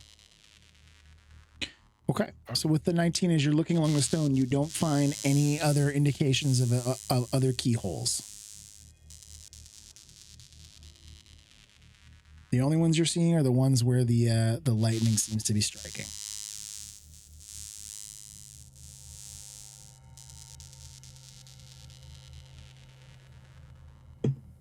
That is going to bring us to Audrey.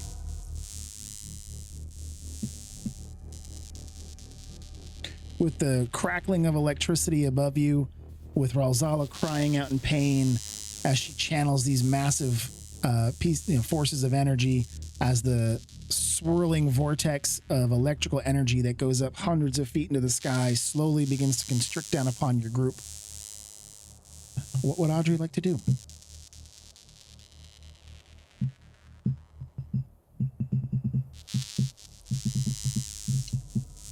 Is there any pattern to the lightning strikes? Like, are they all to find out if they're all going at the same time, if they're going in a certain order? You could certainly roll a perception check.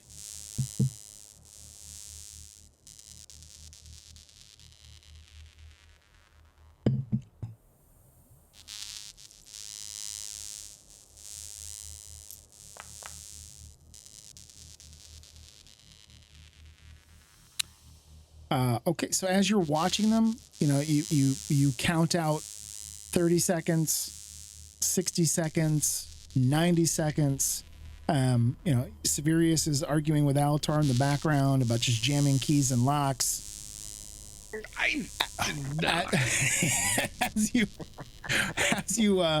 do the countdown, you notice that the electricity, the lightning strikes are just they seem to be completely random. They're just sparking off of the orb holding Uni 50 feet up from you. These lightning strikes, just come out at different times, different intervals. Sometimes it's all at once, but there is no discernible pattern that you can see.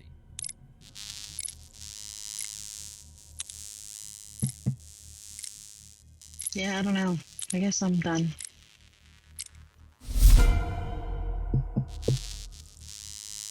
Alatar, what would you like to do? All right, I want to come. So we got swallow. Snake, swallow, Swallow. wolf, spider. So snake first over here, Yep. right? Yep. Then swallow, spider, bat, wolf. Yep. And the only thing that stands out to me is that the spider is an insect and everything else is either a reptile or a mammal or a bird, which I don't know. Yeah, that doesn't fucking. Some have more legs than others. Can I ask Lulu if she knows anything? You certainly can. Give me that sweet voice, Lulu. You know anything about this thing? Can you help us? So you see she comes flying over, kind of down actually. She had been up higher, carefully watching what is happening with Uni. Let me see something here real quick.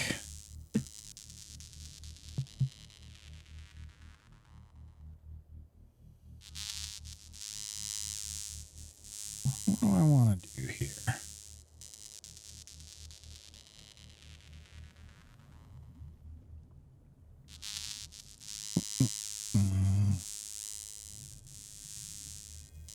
Yeah, Yeah, she's not going to have any of that. As she comes closer, you can see she's absolutely, she's definitely nervous. She recognizes the amount of power circling around all of you. As she comes in, looking at you, and you ask her, is there anything that she sees or anything that she knows? Her only response is, focusing on the voice of Zero that you heard. What can you glean from it? It must be the key to this. The spells on these keys are all the same, though each possesses a unique name. Count on your answer to unlock the way, but use the wrong key to your dismay. So it's counting.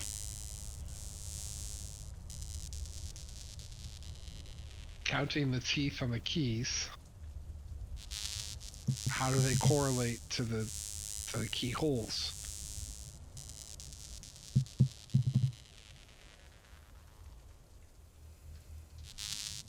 as you guys continue talking, that's going to take us to Ralzala. She slowly moves forward, getting closer to Uni. As she does so, she grits her teeth again, calling out, telling you, please, please hurry. We're running out of time. And as she does so, the circle grows ever tighter.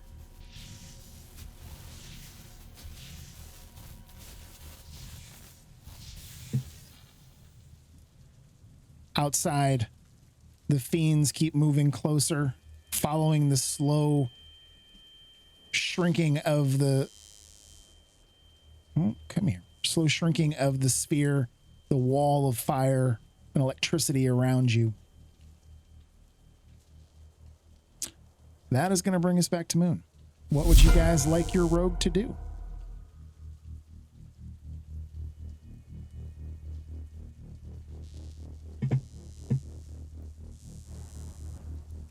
And I'll let you guys discuss it as committee since you're running him and Olin right now.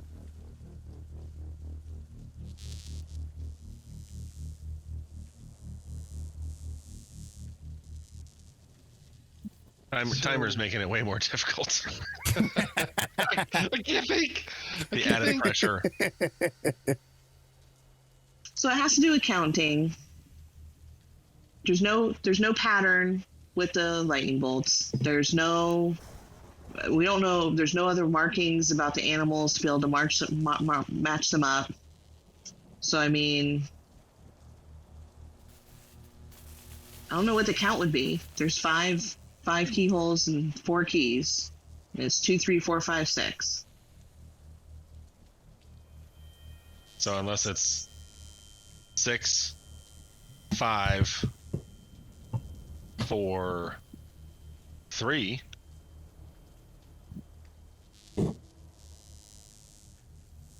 That's where those would be the number of keys. I'm thinking from.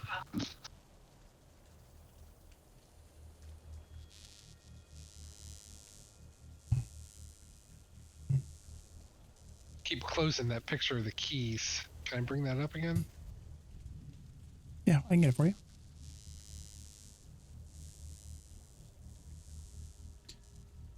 So as the wall of energy moves in closer, again in your heads you hear the echo of that voice.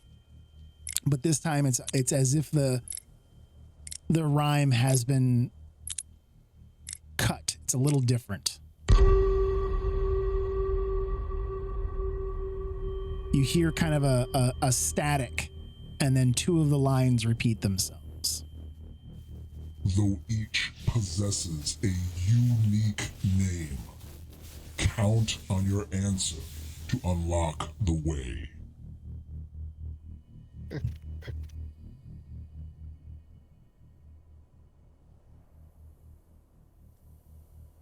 As a side note, I can't hear the funny voices.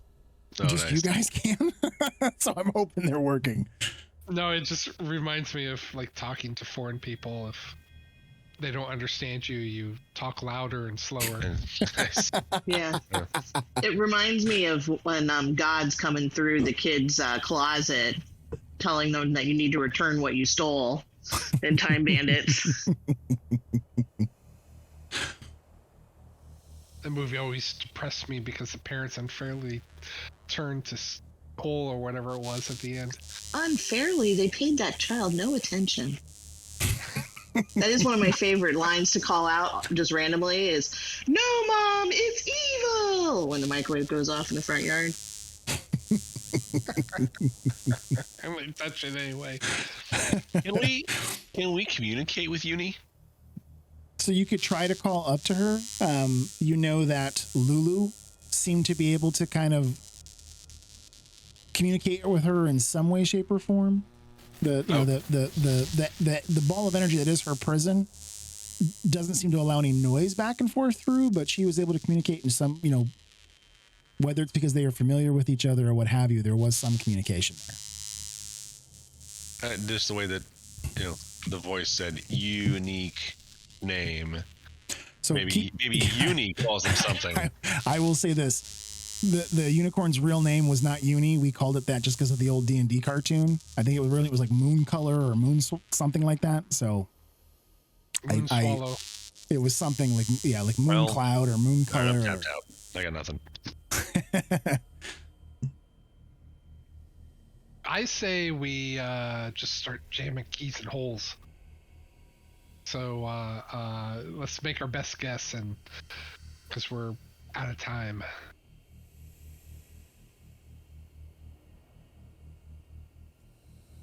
All right. So where do we think the first key goes?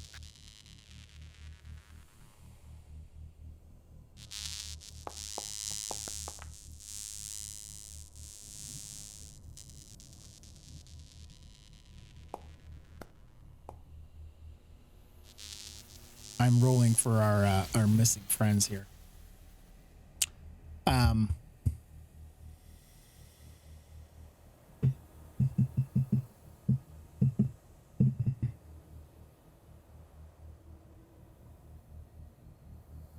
So I would say this. So both Moon and Olin are their argument would be that we can't possibly use all 5 locks. So we have to figure out which 4 have to be used and then which key goes in those 4. Right. So we got snake, swallow, bat, wolf, spider. And we have keys with 3 teeth, 4 teeth, 5 teeth, and 6 teeth. So what do you guys think the key with 3 teeth correlates to?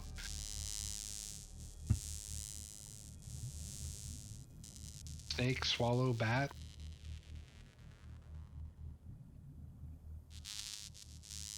I thought we were just jamming them in. We've been trying to figure it out this whole time. Which one it would be. I'm saying best guess, and let's do it. I'd say, so 4, I would think would be like wolf.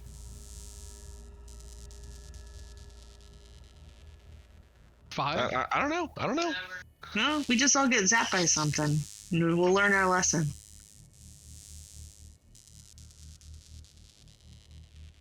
Let's do I say this is my guess. 5 wolf, 6 spider, 3 bat, 4 swallow.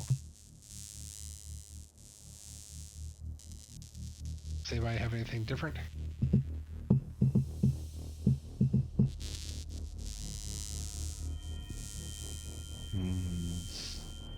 Nope. And I was by the bat, right? Yeah. I'm just gonna jam my key in there. Well, I don't remember which one you had. I had 3. Okay. You're just gonna put your key in it? Yep.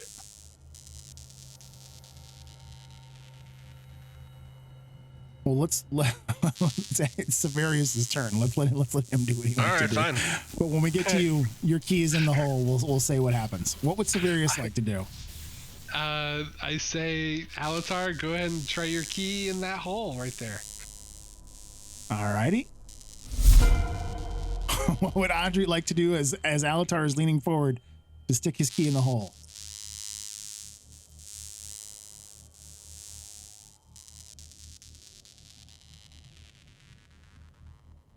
I have no effing idea. The clue, like the riddle is just like, it's counting and then names. It's like, but you can call anything. Is it a swallow? Is it a starling? Is it a bird?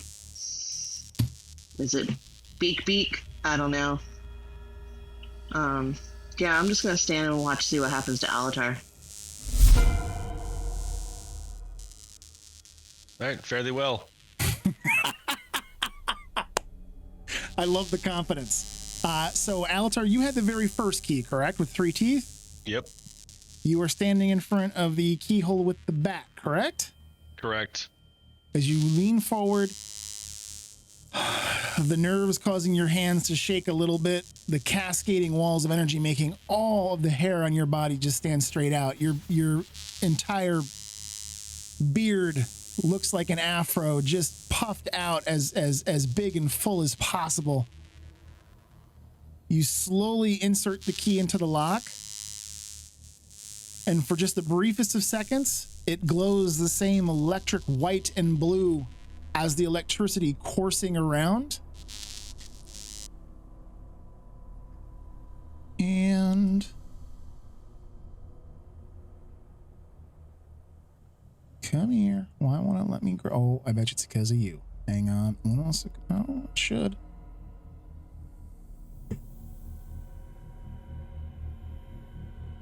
It won't let me grab. Oh, maybe because that's in the way.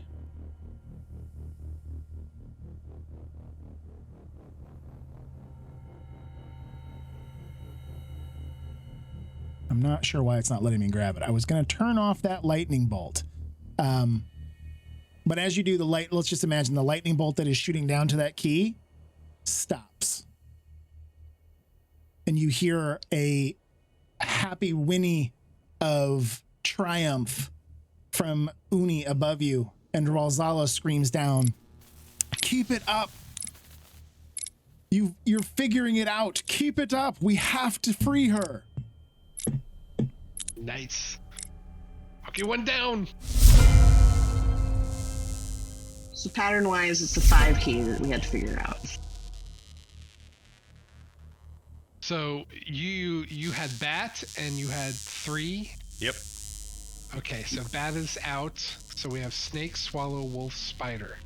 Snake is 5, spider is 6. The problem is the bird and the wolf are both 4.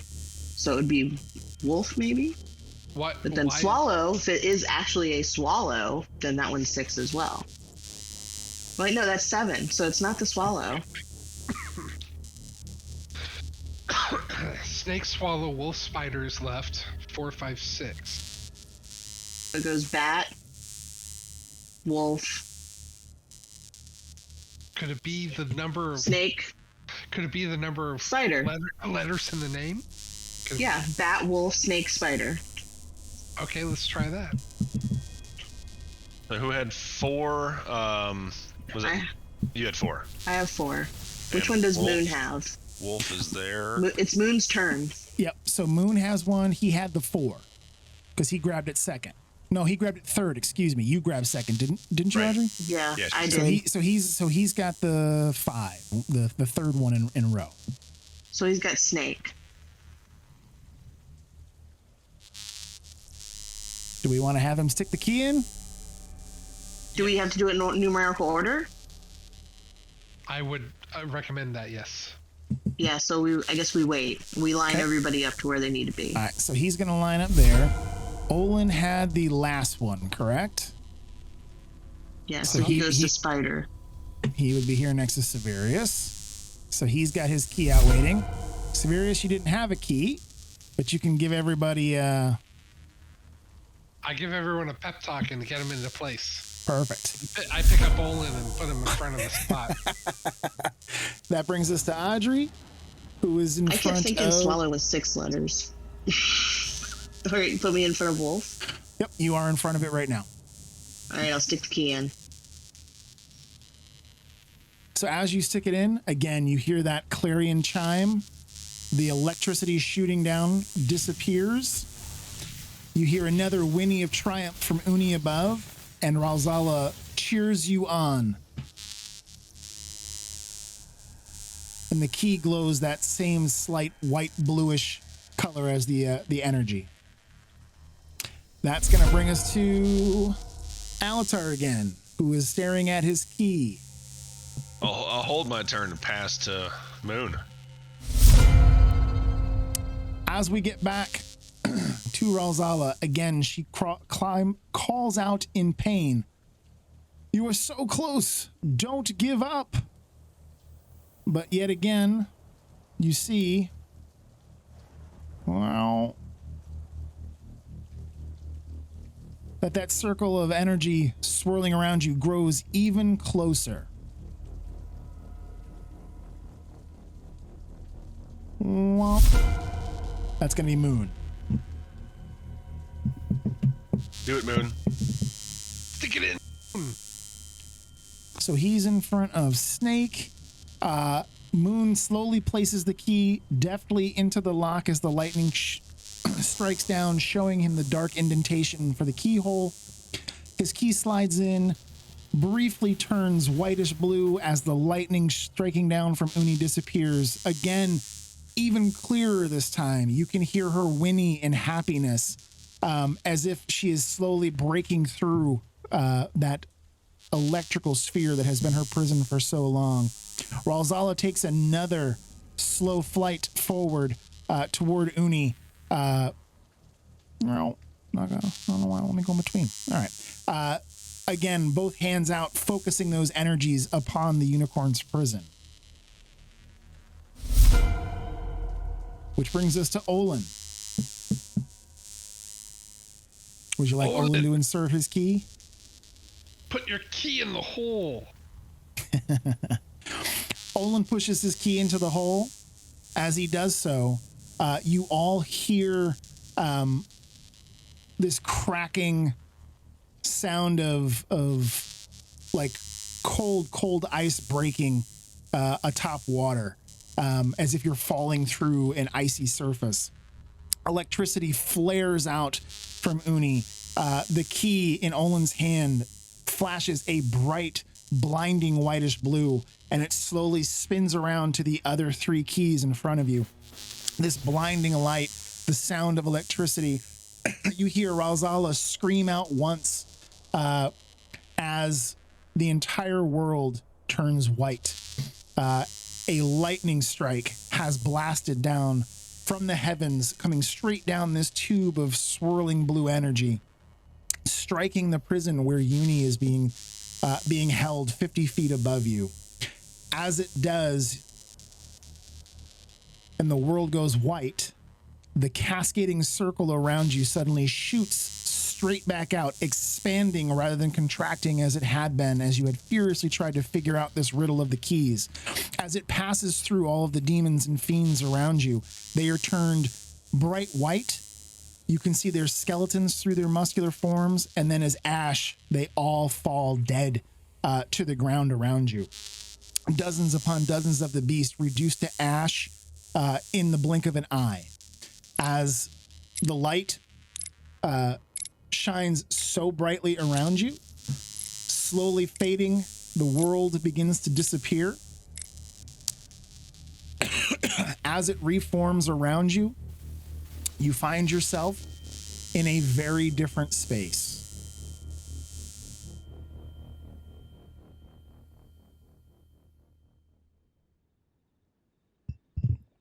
It's Yggdrasil.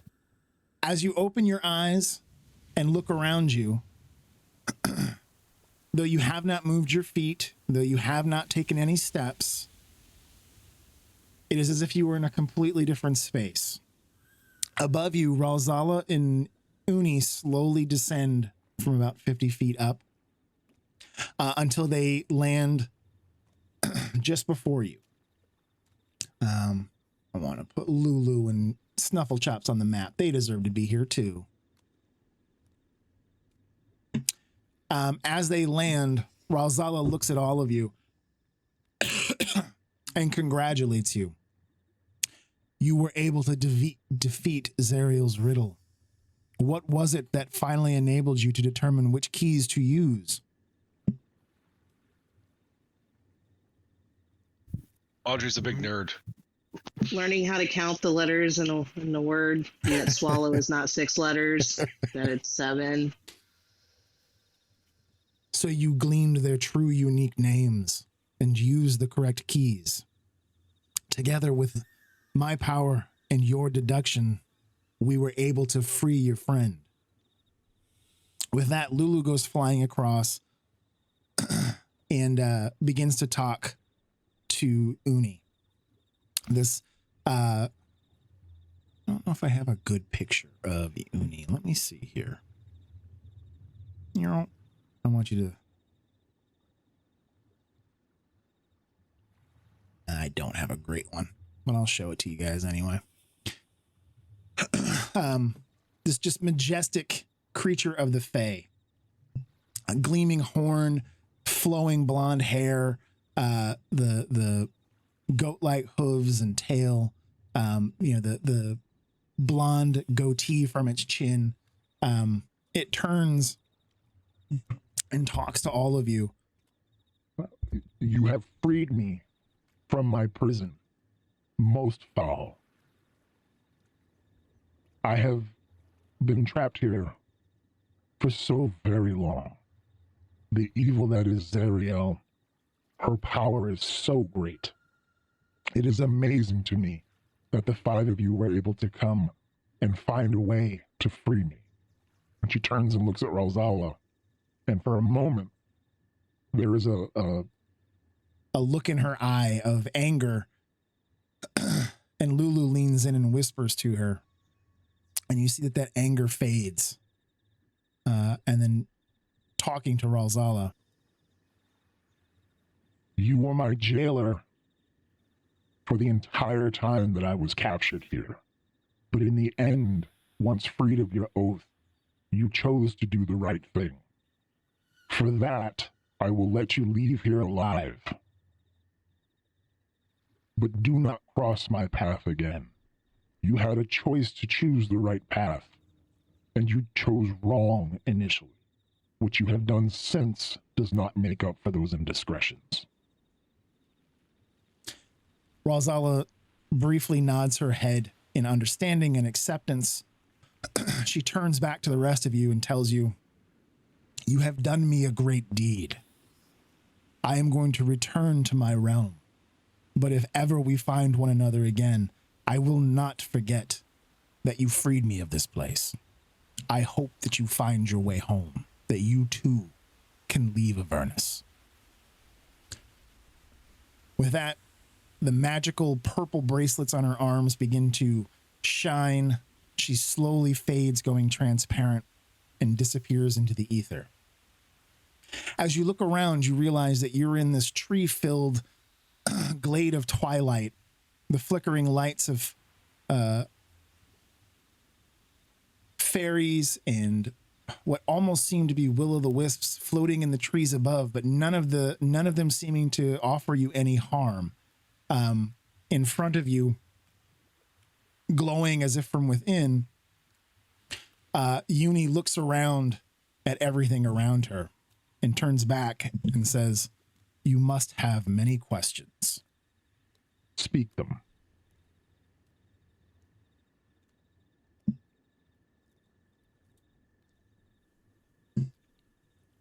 I say I'm happy we freed you. And now that you get to live your life on your own terms, but if you could lend us a hoof, it'd be much appreciated. And we're looking for the sword of I can't remember her name. Zariel. Zariel. Did you say the magic words? I said them.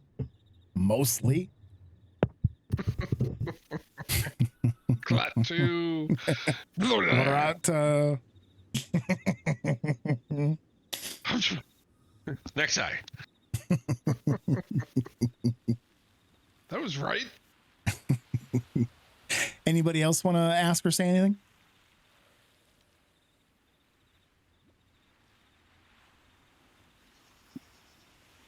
What? How were you trapped to begin with?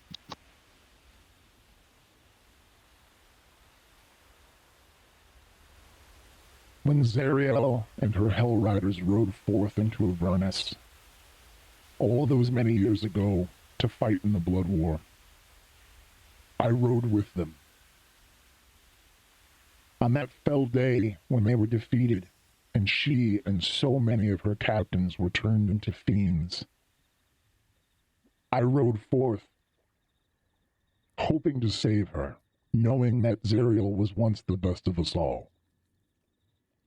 When I finally came upon her, she was completing her deal with Asmodeus. She was already fallen and arising again, as you see her now. Her powers were so great, and I just did not wish to believe that she had changed so much, and rather than defending myself or attacking, I tried to reason with her. She and Asmodeus very quickly overcame me and trapped me in the orb that you saw above. Asmodeus thought to maybe keep it as a bauble, but eventually they decided to leave me here, as if I was some common trap for demons. Every day I could see the horizon, wishing that I could run it and find my way out. And I could never move. I've been stuck here for so very long. My own power is used against me to keep me trapped here. But now that I am free, as you can see, I will not be denied my home. And she spins around, looking at the land around you, and she says, for just this night, a bit of my Feywild finds its way into Avernus and pushes back the darkness. You are safe here if you need haven. But come the next dawn, this place will disappear and return to the world that you knew. You may choose to leave if you wish, or you may choose to stay until the dawn. Either way, when the next light hits, I will be leaving Avernus.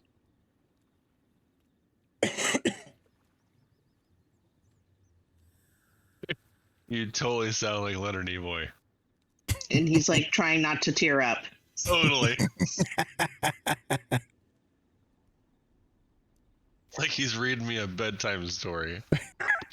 He's telling Kirk that he's sorry he's got to die for the third time. But Spock. Outstanding. Hi. Is there a way we could talk you into joining us? We are seeking a noble cause, trying to free a city and its citizens. You speak of fallen Elturel. I could see it. Sometimes the dust would clear. It is slowly being drawn down into the river Styx. You must hurry if you wish to save it and its people. Elsewise they will be raised as part of Zariel's legions. What would you have of me? I'd like you to join our party. Give us a hand. We're in hell and severely outnumbered. We could use a being of your power. I will not stay one day longer in this place. But I do feel as if I owe you something.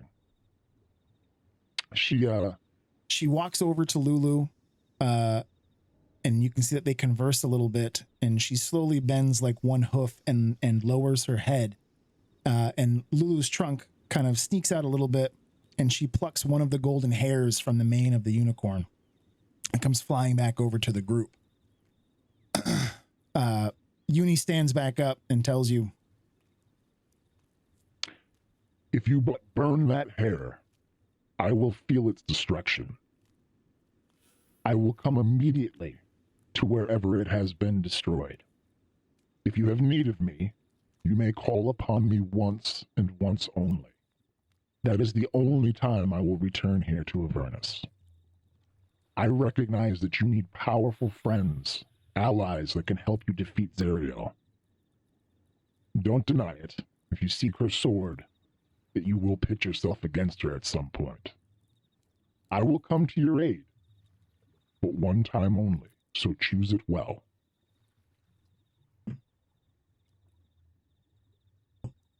I thank her for her gift.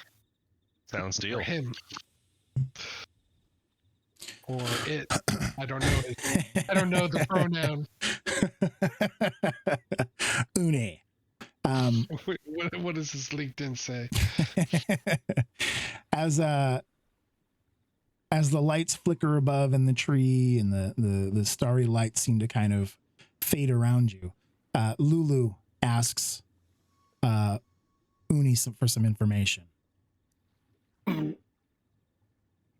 You were there the day that so many of the Hell Riders fell. There's so much of it that I can't remember anymore, even though I was there as well. We seek out the Bleeding Citadel. I know Yael fell when she buried the sword there. Do you know where it is? Can you point us in its direction?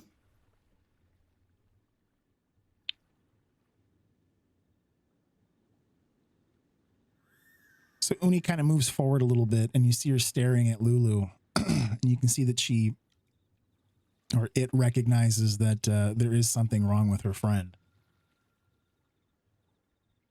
I sense that much of your memory is clouded, little one. Let me help with that. And she bends forward and slowly touches Lulu with her horn.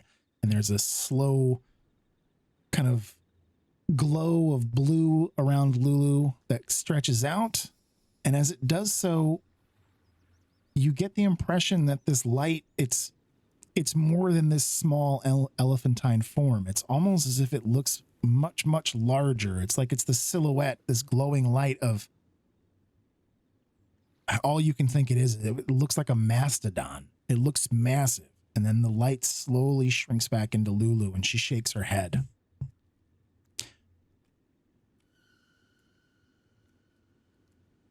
That is a gift that I give you, little one. With the dawn, some of your memories may return to you. Guard them well.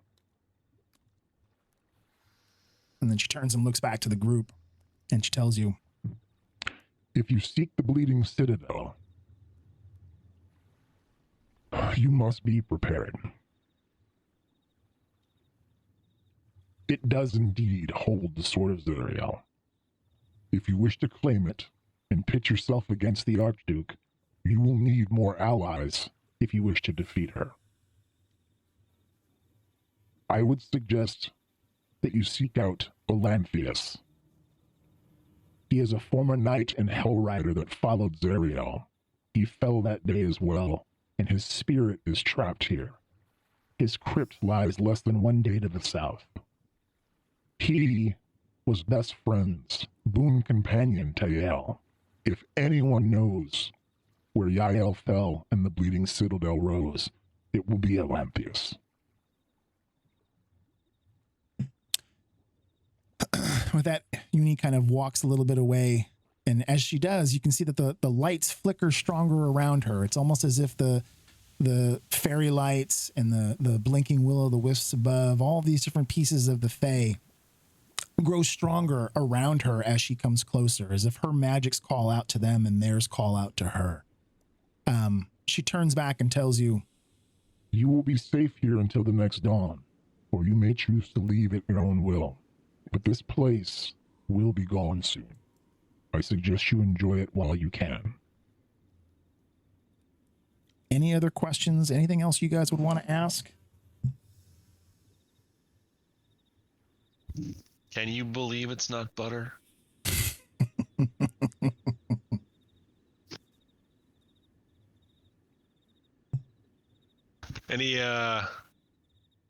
Are there any magical items here, or weapons that we could possibly use to help us?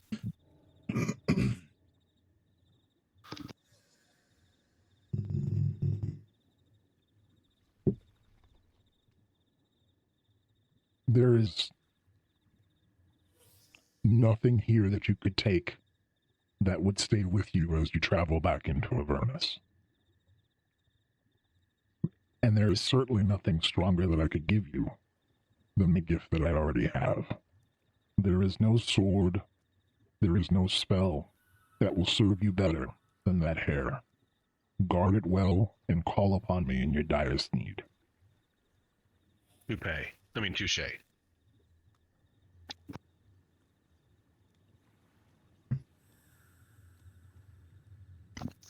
We thank you.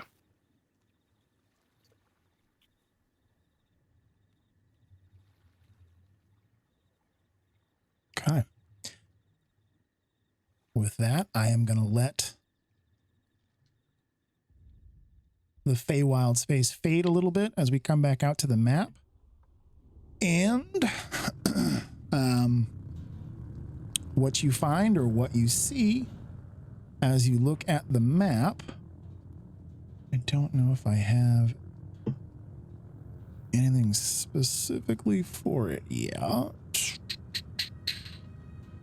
But the Crypt of the Hellriders that she mentioned, suddenly there is a marker that appears on the map here.